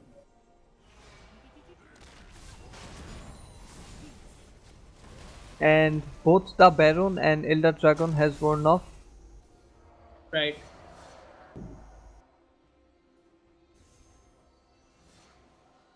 Gonna be looking at Thresh to land a hook, or Trundle to wall someone off, and then Galio with the follow up and the engage. It's actually a game of skill shots right now, because if Ahri Right. gets her charm, I mean, Right. RVX wins, and if Trash manages to land his hook, then FA wins. And that's a I good mean, try. if you keep Caitlyn though is really coming online. We've been talking about this Twitch for so long, but Caitlyn is really doing the damage with a 100% crit chance. You cannot stand anywhere near her right now. You're gonna Yup. get chunked to half HP. And with all the traps, it's hard for FA to just cross. Yeah. Oh. This is gonna be a Oh, catch that's on a Caitlyn. nice hook. Oh, she's been taken down. Tomkins is also gonna be taken down. This is exactly what FA needed. A hook onto the carry, and the Tomkins doesn't flash into uh, W her. Definitely a I misplay mean, from RVX there. yeah, I mean, this is what I was talking about. That the team that managed to get the crucial skill shot off, they That can simply win the shouldn't be team fight. happening though. When you have Tomkins to eat I the think team, FA you can just simply actually end right now. They can just push mid as 5 because it's right, a right, right. 3v5 Gallery and a should TP. 50 seconds dead timer. So They're just playing it's it an safe with the push in the bot lane, and then I believe Galio is gonna TP mid. yup. Galio has to TP mid because this is the best chance they are going to get, I think. Yeah. Everyone has their ult up as well. I mean, except for Twitch Yup. and And we can see that Ari Mari's is at the trying to back trying flank, to flank and kill the Twitch, I guess. But but I mean, Galio it's is gonna be a moving. 3v5. Galio's in, Galio has to is gonna teleport. TP Galio yeah, has to, this, and I we can think see this that could be the teleport game coming right in here. from Ari, and Ari they in the don't. back, the Karma's down to like 10% HP, and Twitch is waiting. And- He's waiting and stealth to ult. And Twitch they is should waiting. just. Alright, And Twitch that's a is nice down to hook. 10% HP, but getting all the shields is spell vamp and lifesteal is proccing up. Caitlyn's up though, she's gonna move and try and do some damage, but it looks like Fiora's gonna be going down here in the base. Twitch finally ult comes up. That's gonna be game 2 FA. We're gonna have a game And 3 on our hands. really well played by both of the teams. This was like one This of the series is really coming up to close. Yeah, be something. I think it's the best series we have seen so far in terms of entertainment because we can never guess who's gonna win. Definitely going to be an interesting game 3. 12:45 a.m. here in India, but it's gonna continue on through the night. And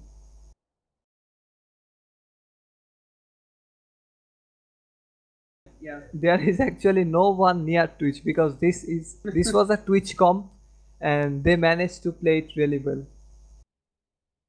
Alright, we'll be back when the next game starts.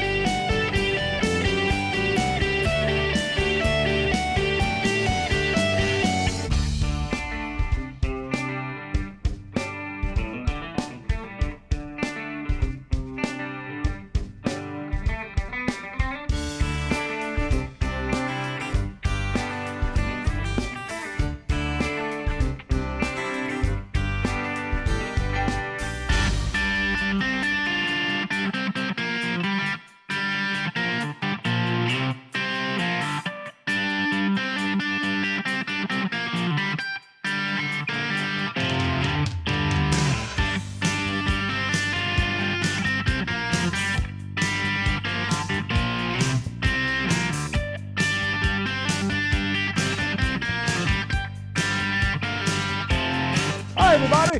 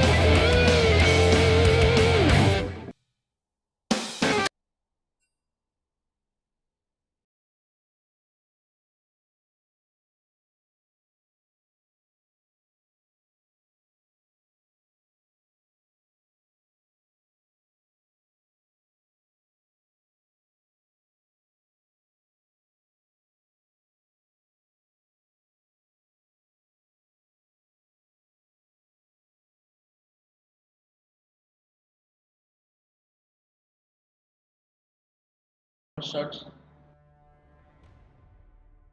Champs have started, by the way.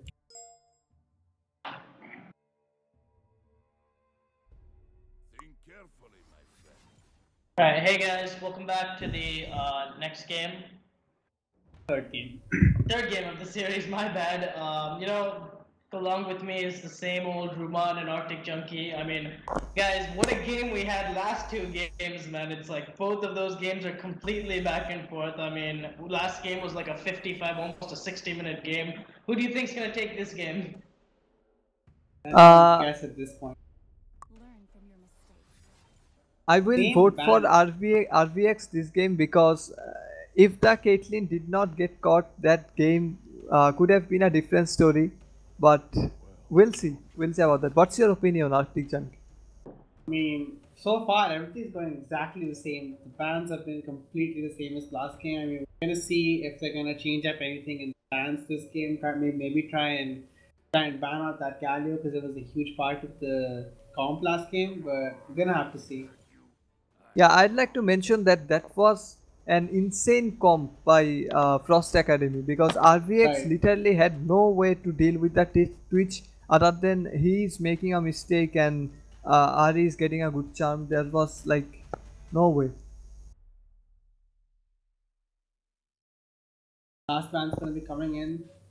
And we can see that Olaf Ben coming from Frost Academy. What do you think Right, about that? so if Frost Academy wants, they can go. Yeah, exactly. So they can go for the exact same comp they went for last game, and because it worked for them. So there's no reason it I should really work don't again. think that's really good to like go the exact same compliment you got last game, because I think that these people RVX is just gonna have a better game plan instead. Right, I so mean, you know, they they're only gonna take And deny away the the karma this time, and yeah, they won't just I'm let pretty them sure get that's away gonna with be a it. karma mid though. yeah, See, I'm pretty but sure about yeah, that as well. it's a flex for now, but it's probably gonna be made. Karma is a really popular pick right now because the ADC in the current meta does a lot of damage, so they just try to peel for the ADC. And we can Right. see a hyper carry being logged in. It's a Right, so Tristana. they're gonna try and do the same thing that we did to them last game with hyper carry and the bot lane with the karma supporting them from the mid. They did ban out Shin, and Galio's been taken, so I'm not sure what top lane they can bring to supplement this. Gonna have to Yeah, see because what FA I makes. don't think Fiora worked out for them last game. Right, yeah. Elise is actually open. I really think they should take it right now rather than giving it to Forrest. I mean, he's played Elise like the other two games, and he's like, you know, Exactly. So they they take pick up Elise. Exactly, exactly. And we can see that Elise. Elise is pretty good into Tristana and Karma. You catch both of them out, and it's 100% stun on the Tristana when she's buffering her W. So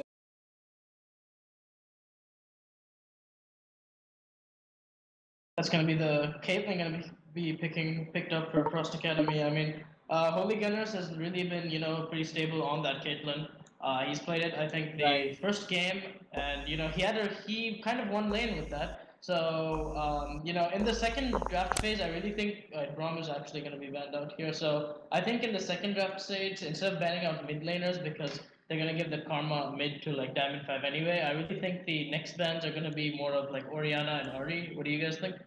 Oh, Ivern's gonna be picked up here. So they're gonna go. Ivern RVX is pretty much specifically. gonna go like they're gonna go the last game Frost Academy 2.0. I mean, they're gonna go with like entire just you know peel for Yeah, Tristana, let Tristana scale up and carry. that even funneling the jungle pick into the ADC with Ivan, something RVX, something they didn't do last game, but I mean, it's gonna be the Ivan jungle with the Karma mid and maybe one more like a I Lulu actually want to support. ask you this thing, Roman. What about like you know RVX like taking such a strategy? Because usually they're more of a team to you know take an aggressive jungler, take a snowbally top laner, and then play like towards the top side of the map. Whereas here in like an all desperation mood, they're just putting everything on synchro, and they're just hoping that he can carry, even though he hasn't been performing the best throughout this entire series. So what are your thoughts on that? I'm going I like mean, protect the AD.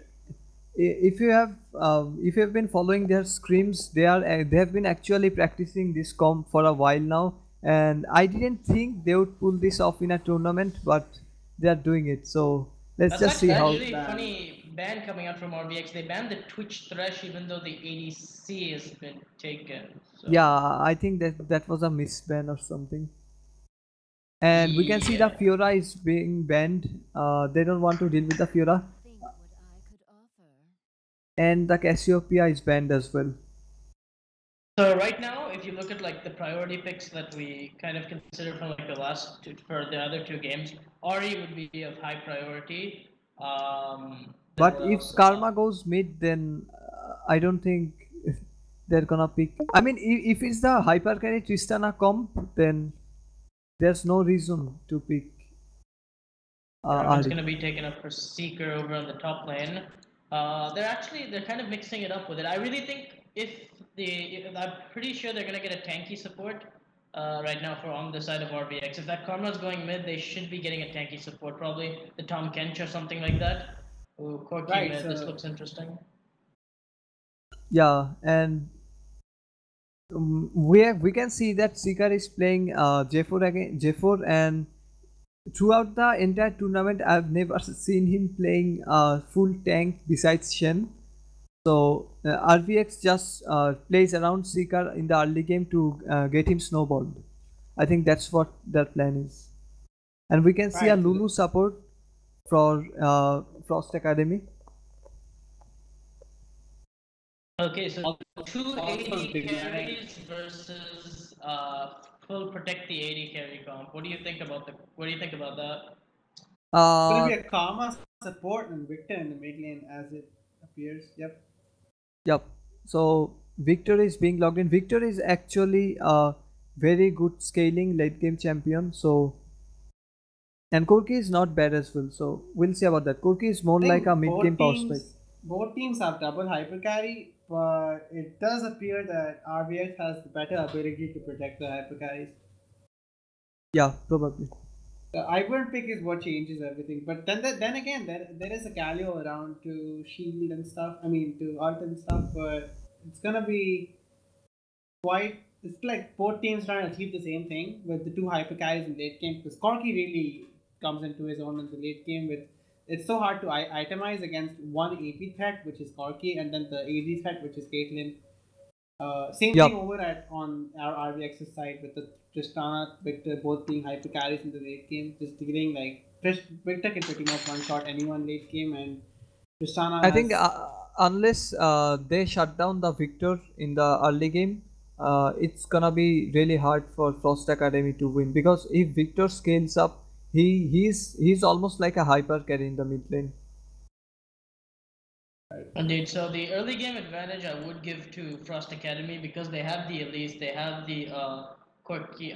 They have the Elise, they have the Corki. So I really think they're trying to they want to try to snowball the the mid to early game as much as possible and to prevent Yeah, it to go from late game because I think RVX. I think we can agree that RVX is like definitely stronger over in the late game.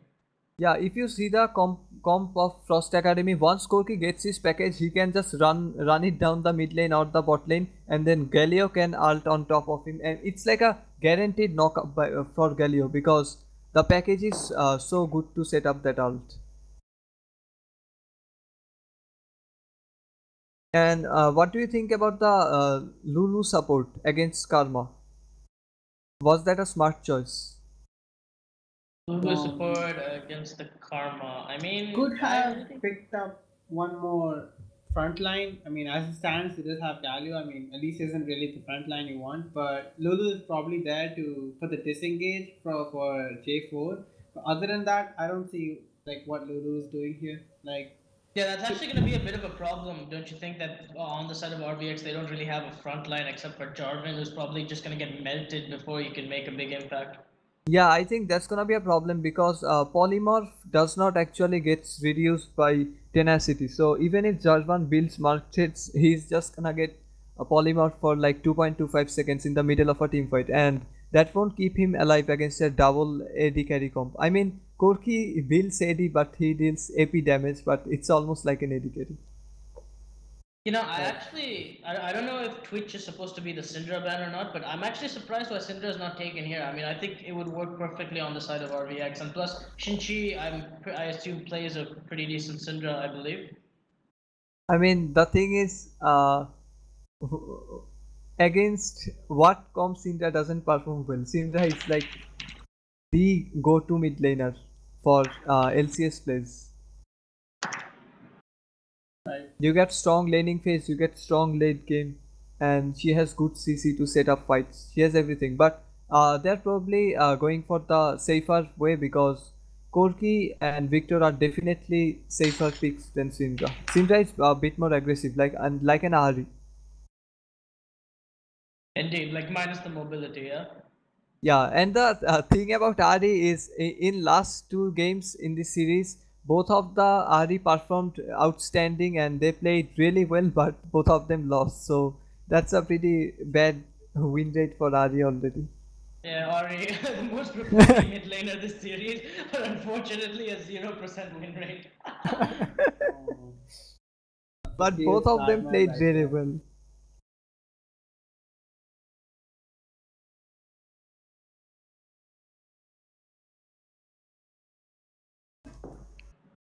How do you think the top matchup is going to go? Will Galio have a more breathing room in front of J4? Because we saw last game that Galio was just getting wrecked by the Fiora in lane. Even though Fiora wasn't able to snowball it as hard as he could, how does Galio stand up to Jarvan? I think Galio can't beat Jarvan in a 1v1 fight because because J4 has an ultimate in a 1v1. Galio does not. But on the other hand, Galio is extremely good to set up ganks because you have got the insane gap closing ability, you got the long range charm, and you can always just set up ganks for the Elise. And Elise is a really good early game ganker. J4 doesn't really get tanky until mid game, so that's gonna be a problem for J4 if Elise decides to camp top. Indeed, and as we load into the game, hopefully we don't have a pause. What do you think about what do you think about Ivan, the Ivan pick? I mean, Ivan doesn't have enough presence in the early game like an Elise does, but do you think he's gonna camp top this game as well? I mean, he always tries to get Seeker ahead. What's your opinion? I mean, tanking Galio, you're gonna need the setup from the top lane to chunk him out already because Galio is super tanky and diving him is like out of the question. So, I mean, Vedu bot will have to like seriously overextend or misplace himself somewhere to get to die to a gank. Also, Ivan better for counter ganks, but he can definitely make those ganks work. But I don't think he's gonna make them work on Galio. And on top of that, you can't really gank mid because Corki is a very safe champion. Just wave clear, back off, wave clear, back off. If you get caught, you have the panic button on your W. Yep. And Victor doesn't really have the best gank setups of all the mid laners, so. Come to think of it, Ivan can't really gank any lane that well. I mean, top's a Galio, he's not going to be dying. Lulu's just going to polymorph the. Wait. Yeah. Ivan. I Lulu's think. just going to disengage. Yeah. I think Ivan will most probably do some counter jungling early game because I don't see there are many lanes to gank on the Frost Academy side. I predict someone's gonna overextend counter jungling or warding in the other guy's jungle and get caught and die. Like that's how it's gonna happen. I don't see any other way for anyone to die in this game. Hopefully, I get proved wrong here. Indeed, well, the game has been unpaused, and this is going to be the last game of this series. Winner of this will advance onwards. If FA wins, they're going to be advancing to face SKZ, the second seed of Bangladesh. And likewise, if RVX win, they're going to be looking to face Point Blank, the second seed coming out from India. So, you know, there's a lot of line on both of these teams. Both of these teams are representing their countries. So, and we've gone to a third game, which is in a super intense series. So I think, you know, this game has a lot of importance to it. I mean, even in the early game, you can see there's not much aggressive starts coming out from RVX or FA. You know, they walk up to the red buff area. They spot out Ivern, so they see he's going to do his red buff. A lot of Iverns like to do is, you know, triple buff the enemy. I really don't think he's going to do it this time. Yeah, I mean it's pretty risky to do it in a tournament game because if you get caught, things can get really messy. Yeah, and I really think this game is going to be quite slower than the other games. I don't want to jinx. Actually, I do want to jinx it. I mean, I want to have a bloody game. Who doesn't want to see a really bloody game? But like, yeah, with all this, with everything on the line, if RVX, hopefully they didn't tilt off of last game. But besides that, I really think it's going to be a slower game this time because, you know, just like both teams just don't want to screw up, so they're just going to be playing very safe, I guess. And we can see that Tristana has started Doran's Shield this time. I mean, you were saying that Doran's Shield is a good pickup against Caitlyn. Maybe finally he learned. What do you think maybe he about heard you. starting E instead of Q level 1 despite having... Who started E? Victor. He started the Victor. instead of Q. He started E. Yeah, that's a pretty unconventional thing. Yeah, I think it's to counter the Corki push because Corki can just take Q or E at level 1 and just start pushing the wave, and that's a guaranteed level 2. So to prevent that damage coming out from the Corki mid. Yup. It's really hard to trade in the early game against a Corki. But once Victor hits level 6, I think it's gonna be easy for him. And we can see that Caitlyn is actually walking up really far and trying to poke the Karma. And Karma is chunked down to really low HP. Oh, this is not good. There is a ward that just expired on the red buff. So RVX know that FA is trying to make a play on their red buff. So RVX sees it. Here comes Seeker. He's going to land the EQ. Doesn't hit anybody. The smite is going to go for 4 as he's going to root up Dragoon in place. And there's nothing really happened over there besides FA just wasting their time. Yup. Corky had the push priority in mid lane though, so he could have come up in case the fight happened. I think that's what FA was trying to go for. Getting the push priority in the mid lane and then coming up for a 3v2. But I mean, Korki has already built up a substantial CS difference. This is actually going to pay off really well in the later phases of the game. So, and we can see Tristana jumping in, and Lulu just had to flash out, and that's a nice Q by Dude, Forest. Bomb's gonna go down. He's gonna get booted up again. Synth, it doesn't look like he's gonna survive this one, and that's gonna be first blood for Synchro. He's gonna jump in and look for more, but that's all that he could get. And that's actually really well set up by the RVX bot lane. already we see the Tristana off to a good start, getting the. Did she get the kill? Yep, she got the kill. I mean, Very I'd good. like to mention that Forest predicted the sidestepping of Lulu and landed a really good Q. I think that's a good. Forest also rotating all the way down very fast. I don't think FA expected that gank at all. Like just now there was a skirmish at the red buff and within 1 minute he was in bot lane. So very well done by Forest to rotate down to the outside of the map specifically. And we can see heavy trades going over mid lane.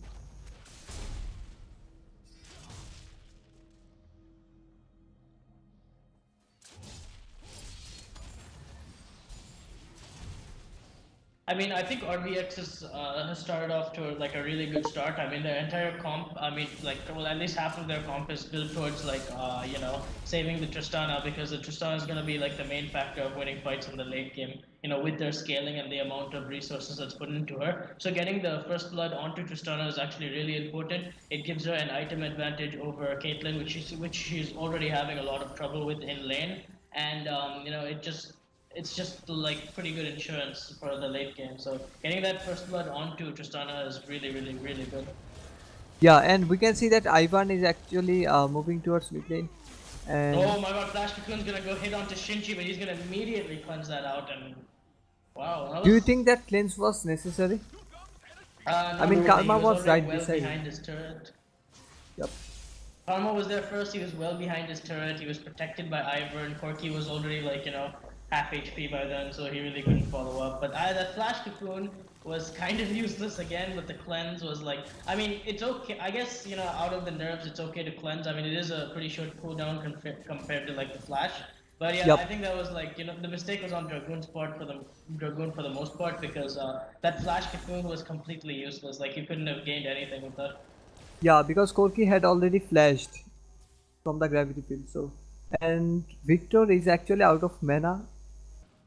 Same with Corki though.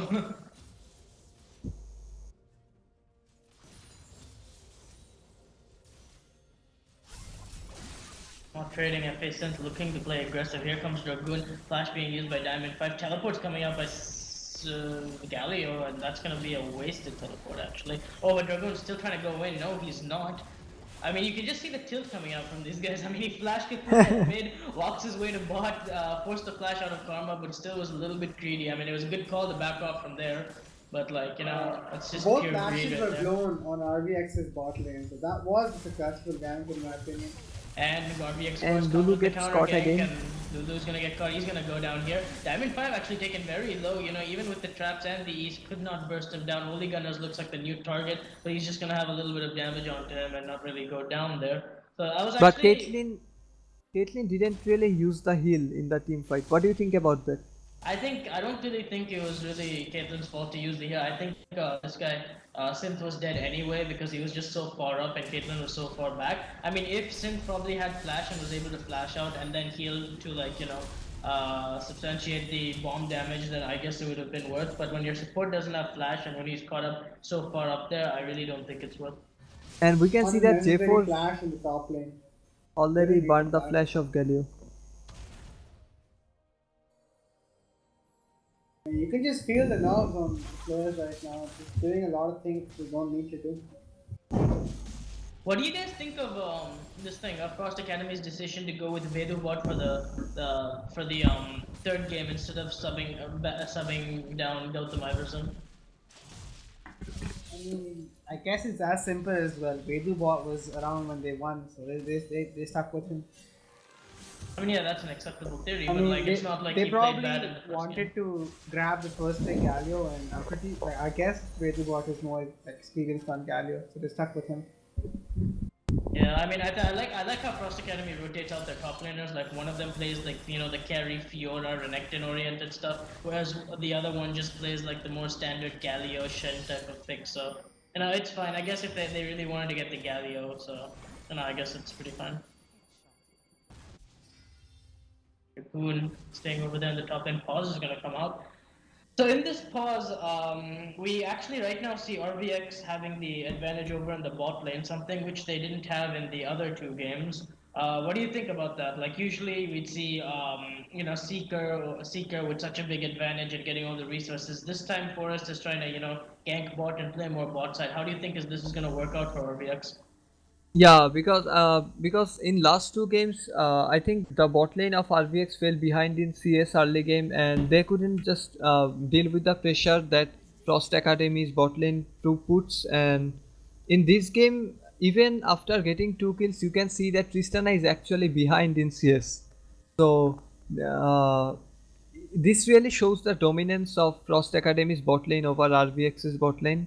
And so Forest just tried to make it equal or get Synchro ahead, because Synchro is the hyper carry of this game, so they're just trying to spend as much as resource onto Synchro. Well, and you can see that Lulu is relatively squishy support in the early game before she gets her ultimate, so it's a good idea to camp her P6. Indeed, it is. And it's been working out for RVX as well. Yeah, and I'd like to mention another thing, that they managed to deny Forest from Elise, but it didn't really work out yet for FA, because Elise has to set up ganks early game in order to make an impact in the game. Because in both of the games that was played previously, Forest was like all over the map in the first few minutes, and which gave RV a little bit of breathing space. So Elise has to provide that much pressure as well, because in the last two games, most of the kills were caused by Forest, because without the gank of Forest, they don't really solo kill anyone.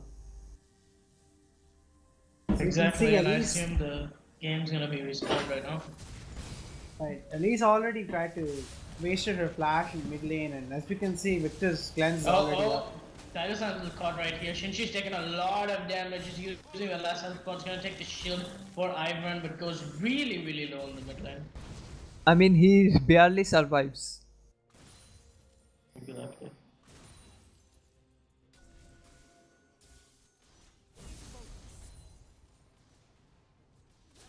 Diamond 5 is going to take a free control ward over in the Tribrush area. It's actually, FA shouldn't be giving giving wards up like that for free. I mean, I really think they should have contested the Vision ward over in the bot lane. I mean, they had this thing, Vision of Ivern over in the mid lane, so they should have definitely contested for that. Yup. I think they are actually a little bit nervous after getting behind. They don't wanna make any risky moves. Oh, but at least it's and Ivern we can see that Ivern getting caught. Yep, who's gonna win this fight? I mean, Ivern does have the level advantage, but Shinji flashes over. Rappel's gonna go down. He's gonna get on the creep. One more shot, and he's gonna go dead. Forest gets the kill. 2v1, but RVX's bot lane is following up. Synth looks like he's gonna be rooted again, but Vedubot's gonna come in with the ultimate, gets the taunt. Meanwhile, Seeker TP's in from the back, gets Synth. Can he get more? He's taking a lot of damage right now, and this is a full-on Clown Fiesta team fight. Gravity Field is gonna secure a disengage, but Diamond 5's taken really low.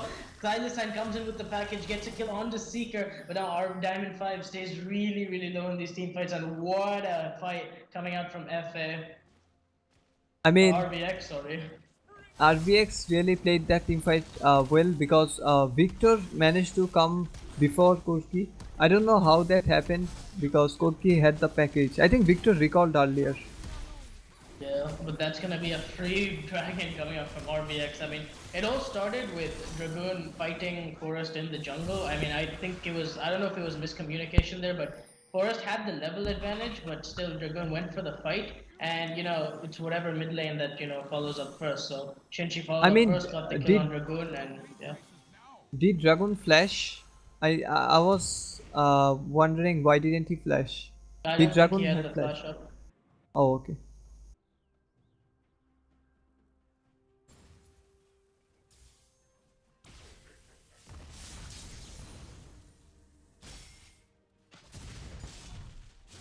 And the Tristana is actually really ahead of Caitlyn right now. He has already completed his IE, and it's gonna get harder for Caitlyn as the game goes along. Yeah, even though like he's at a 15, I mean, sorry, a 10 CS advantage. I mean, Tristana still has the 3 other kills, so it's just like in solo queue when you're like really outperforming your enemy, trying to get as much on your laner as possible, and then one bad team fight, and then he comes back with 3 kills. So it's a really, in my case, it's really tilting to see that. And we can see that Forest is trying to set up a gank in the top lane, and Elise actually has no idea. And the Galio goes in and Forest comes out. That's a nice flash by Flashes out. Galio. I really don't think that flash was necessary though, because he's gonna get hit by the root. For Seeker's gonna follow up with maybe an ulti. I'm pretty sure he could have tanked it or no. Yeah, probably. He could have baited out the ultimate, I think. Could have baited out the ulti and then flash, but there's gonna be a Forest coming all the way over to the mid. He's gonna miss the root flash coming up from Thalos, and he's gonna get 1 tick. There's gonna be 2 ticks. Cleanse is gonna go out for the extra movement speed, and that's gonna be a kill onto Thalos. Meanwhile, over on the top lane, they're trying to be a proactive play on the Seeker. That's not going to go anywhere. But in the bot lane, there's also a big fight going on. Lulu's going to force to use his ultimate. Synchro jumping in very aggressively. Exhaust is going to go down. A couple of traps are going to go down, but none of the traps are going to hit. Diamond 5 is going to tank up the headshot coming out from Caitlyn, or the ace in the hole, perhaps.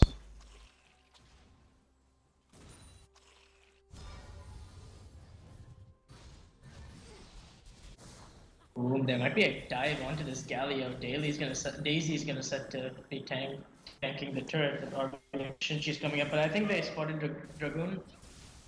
Not too sure. Probably did spot Dragoon, yeah. Gonna be a free blue buff over there for Ivern. Gonna take it and walk out. So Ivern has their blue buff, and Shinchi is gonna have his blue buff, so that's gonna be like a good buff advantage coming up from RVX, considering that FA didn't get any of their buffs.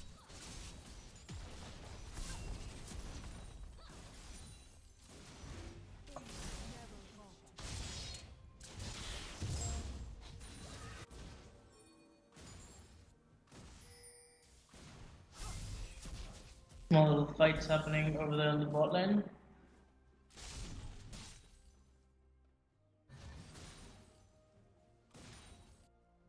Nothing too much happening right now. Small little trades over in the mid lane. Shinchi getting the big amount of trade. I think the Victor's starting to scale up right now. I mean, he's starting to actually actively trade against the Corki and start winning these trades. Yeah, and we're probably gonna see Referral. Oh no, they're actually decided to back off.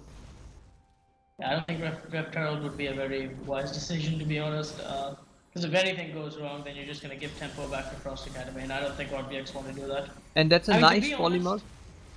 To be honest, eventually they're going to give tempo back to Frost Academy anyway, right? Considering like how the series has been going, like super back and forth. So, it might not be right now, but probably in the next 10, I don't know, 15 minutes or so, Frost Academy is going to get back tempo. I mean, there's still a chance to come back for Frost Academy, because if Galio gets tanky, then that could be a problem, because he's just building armor. Yeah, indeed. I mean, we haven't really entered into the team fight phase right now. Through laning phase, even though I guess Dragoon should have gotten an advantage during laning phase. It was Forest who actively was ganking the bot lane and the top lane and the mid lane and getting the advantage for their laners. So team fight's gonna be like really important right now, like in the next 5-10 minutes or so.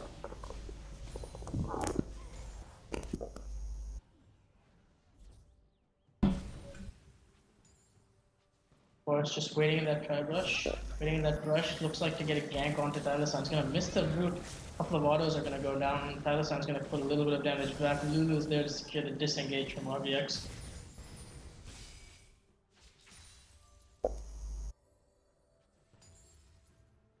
Iron's completed the mobility boots and the redemptions, looking to get probably a. I think he's going for the Athens build. Probably gonna go for the Athens build, not too sure. Gonna be the buff transferred over to the mid laner. He's just gonna go down. They've actually like swapped their bottom lane over the top lane and their top lane over to the bottom lane. Yeah.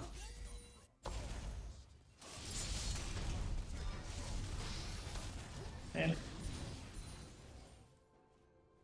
right We now, can I see think it's like whichever mid laner pushes out their lane, lane and then rotates will probably get the lead if RVX plans on turret diving. Yeah, but and we can see Victor is going aggressive. Gonna be a fight in the mid lane. Exhaust gonna be used. Cleanse is gonna be used for the exhaust. Thalisan flashing out of the Victor. Doesn't want any of that. I think this is what you've talked about, the Victor scaling up in champs. So like I think this is what you actually meant. Like the Victor starting to scale up, has his blue buff, has his first item, has his hex tech core complete, and is actually out damaging the Corki right now. Yup, and this is just gonna get harder for Corki. Indeed, so like what do you think FA's game plan right now? I mean, they're losing tempo in the mid lane, their bot lane's losing right now, their top lane, is actually pretty even considering whatever's been thrown at him. So what do you think their game plan is right now? Are they just gonna wait for a couple of mistakes from RVX, or are they actually gonna try for an aggressive play and get their leads? I mean, with the Corki package, they should have really used it with the Galio ult, because it's a really good setup for Galio. And that's the only way they can come back right now, because Elise doesn't really offer much in the team fight and Ivern has his redemption already, so they really need a plan. I don't think they are thinking clearly right now.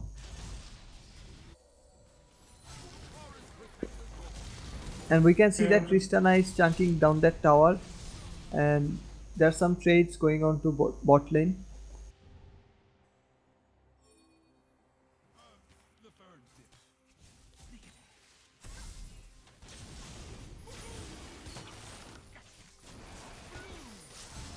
And they're probably just getting another free Ocean Dragon.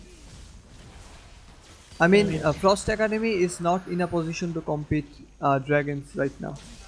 They need to wait for RVX to make a mistake or make a play with the package and the Galio ult. Other than that, there's really a slim chance to win the fights. Yeah, exactly. A big play is yet to be made by Frost Academy, but I believe they can pull it off. I mean, they have shown it off in previous series that even though they're losing 1 and 6, they can still come back and try to find leads. So I think it's just a more amount of just being patient and just waiting for FA to make a play. Yeah.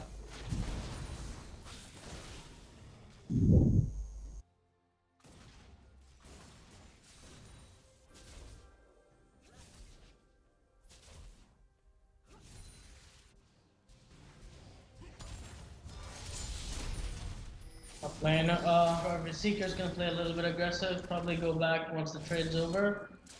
Top lane's just, I hit you, you hit me, then we go back to farming. It's not gonna be, not some, big action-packed lane like we saw in the previous games.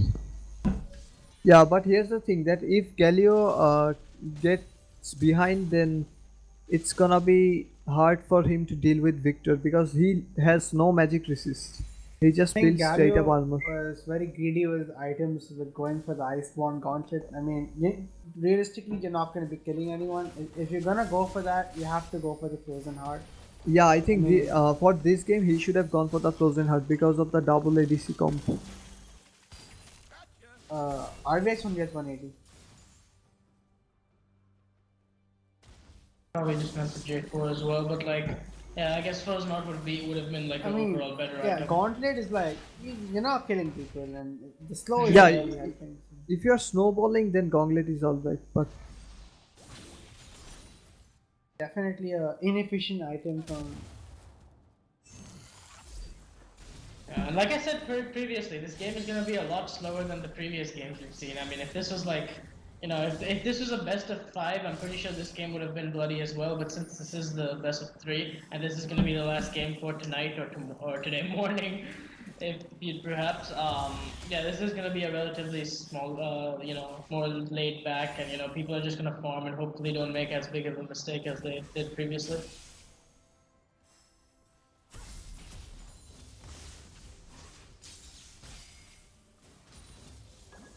Be farming over in the mid lane. Blue buff's gonna be passed on over to Shinchi, and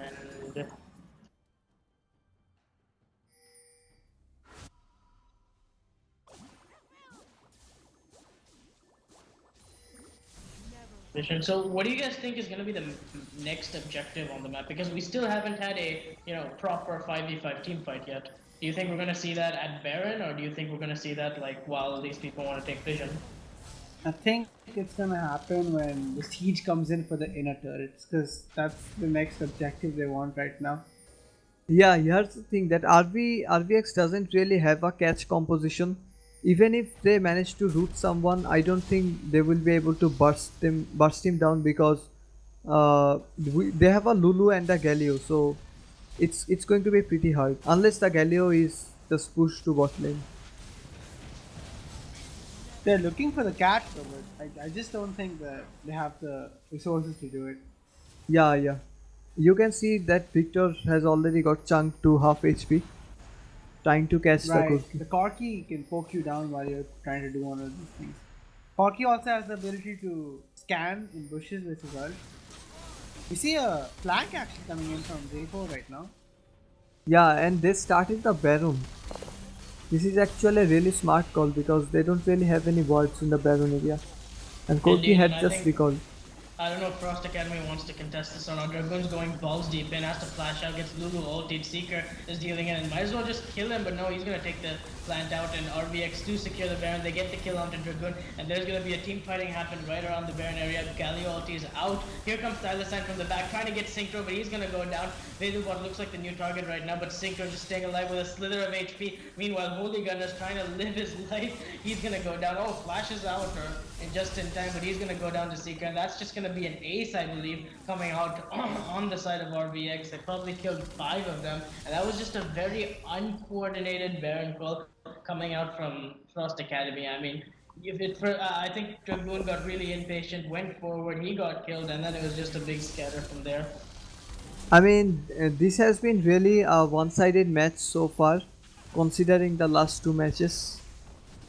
Yeah, indeed. I mean, we're yet to see the comeback from Frost Academy, and to be honest, right now, I don't believe we're gonna see a comeback. Yeah, because it was a 20 minutes Baron, and then they're just hitting the inhibitor in 23 minutes, so...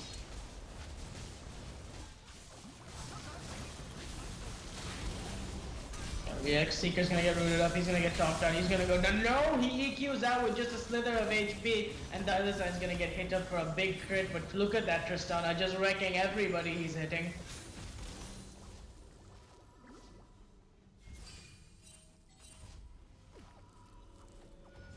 Dragon's gonna be spawned in about 15 seconds or so. J4 has already completed 2 of his damage items, so I think he can just burst down the carries on his own.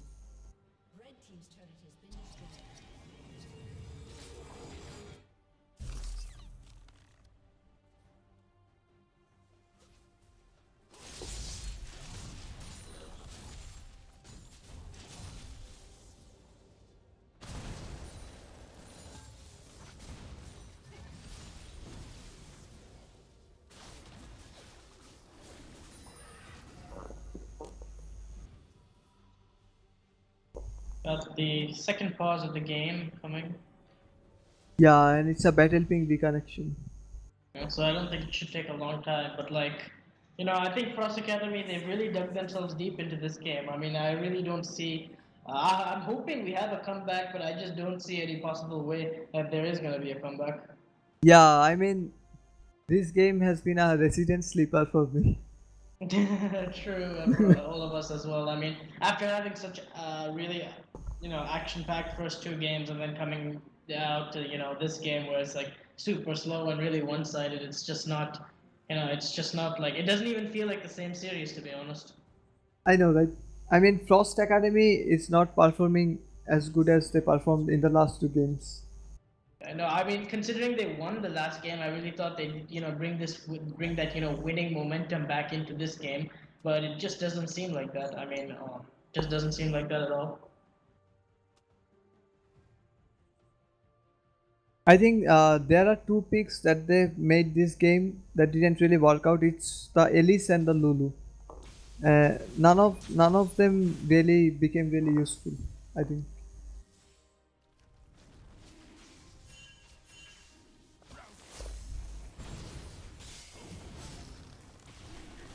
What's your opinion on the short shoes on Elise?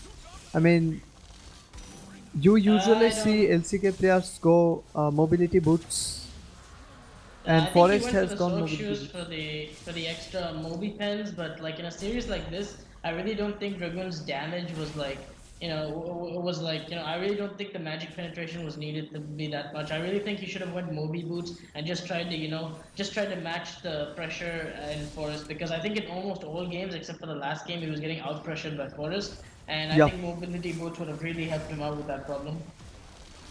I mean he just had to be in the lanes while Forest can't. Yeah, exactly. He would have just like he should have just been around there, but instead he went magic fence and was just nowhere near.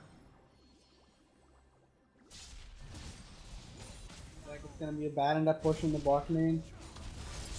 Not much wave clear on the side of. Actually, they can't really clear the front two minions, and there's just a cannon minion back there, whittling down the turret. Indeed, they've got the top lane pushed in, they've got the bot lane pushed in, and they've got the mid inhibitor. So I mean, you can just see that one Iron shield can tank the entire headshot from Caitlyn, which is just not something you want to see if you're FA right now. exactly.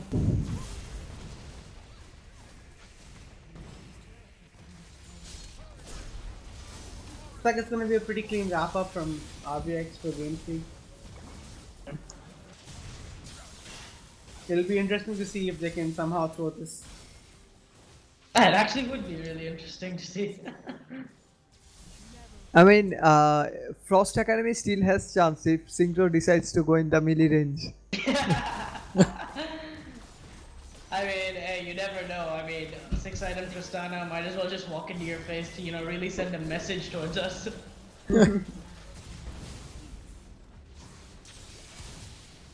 So bot inhibitor is gonna go down, mid inhibitor is gonna go down, and top inhibitor, the only inhibitor left. RVX looking to siege down that. They don't have the Baron left, so they're just gonna try to siege it with And just normal creeps. Corki is trying to flank, but he was detected. If he was detected, Cataclysm's gonna go down, and that's gonna force him to use the package. Skyrorb is gonna I be think dropped this is on gonna him. be They the still last have reset position. Oh my. Oh, he's gonna get caught out by the root, and he's gonna go down. Shinchi's gonna pick up that one with the rest of his team, and I think this is gonna be the final reset and the last push. I mean, they might not even go for the Baron here. Yeah. He tried to make a James Bond move, but he got caught. It turned out to be mission impossible. Indeed, it was. Yeah, I'm just so sad that we didn't get like a really good game 3. I mean, you know, we just had a beautiful game 1 and game 2, which went for like 60 minutes. And even though with the momentum swing off that, Frost Academy just couldn't funnel it into this third game. They're just gonna grab their red buffs and their blue buffs and head over. Yeah, the buff gonna head You over can just see to the how top fast side. Ivern gets with his Cloud Drake, Moby boots. Yeah, he was actually really fast. I mean, he was at the beginning of the series, like he was literally everywhere. He was ganking top, ganking bot, ganking mid. Yeah, it was literally everywhere. I think Moby boots are a must in the 5v5 scenario. I mean, I get it in solo queue, you want the extra damage and stuff, but when you're playing 5v5, you definitely need to be all over the map, helping everyone. Sock shoes, not a fan, dude. Yeah, Arctic, I think you should take some notes, man.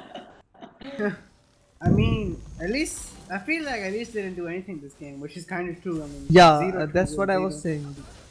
Elise Same didn't with- really I mean- have much pressure. I mean, you if know, you really... Yeah, go ahead. if you pick a farming jungler and then just farm in the early game, you can make a comeback by the mid game. But Elise is not meant to do that. She's meant to do the level 3 plays with the 6 spells. But Yeah, but like in the last two games, you know, Dragon's always been playing like almost, I'd say, a losing jungle matchup. I mean, he's played the Trundle against Elise, he's played the Rek'Sai against Elise, and Elise, you know, kind of wrecks them pretty hard. But in this game, and then in the third game, all of a sudden he's supposed to play like a very early game aggressive jungler, and he just, you know, he just wasn't impactful. yep. RVX, you know, sieging the bot turret. Tristana's gonna eat that turret like tandoori chicken, and now their eyes are set on the inhibitor right now. Both inhibitors are down. Super minions are pushing in. Frost Academy And pushed up They're back going into a for wall. hard inhibitor, and that's just gonna destroy the base right now because Oh my god, a 5-man count coming out from Galio. This is the team fight that Frost Academy wanted, but Cataclysm's gonna go down on Holy Gunners, and meanwhile, there's, oh my god, I can't even cast this dude. Oh my god, Frost Academy members, they're dropping down like flies, and they're just gonna go down. Triple kill coming out from Synchro. Doesn't get the quadra kill. Dragoon, the last person alive, he's gonna sit in the base. The GGs are coming out. Well played to both teams in this series, and RVX Bangladesh is gonna get the 1-0 victory over India, and they're gonna be set off to face point blank sometime later. and this has been a really good series except for the last game. This was really one-sided, but other than that, the series was fun, and it was fun casting with your Loki and Arctic Junkie. Yeah, See you thanks, next man. time. You too. Same.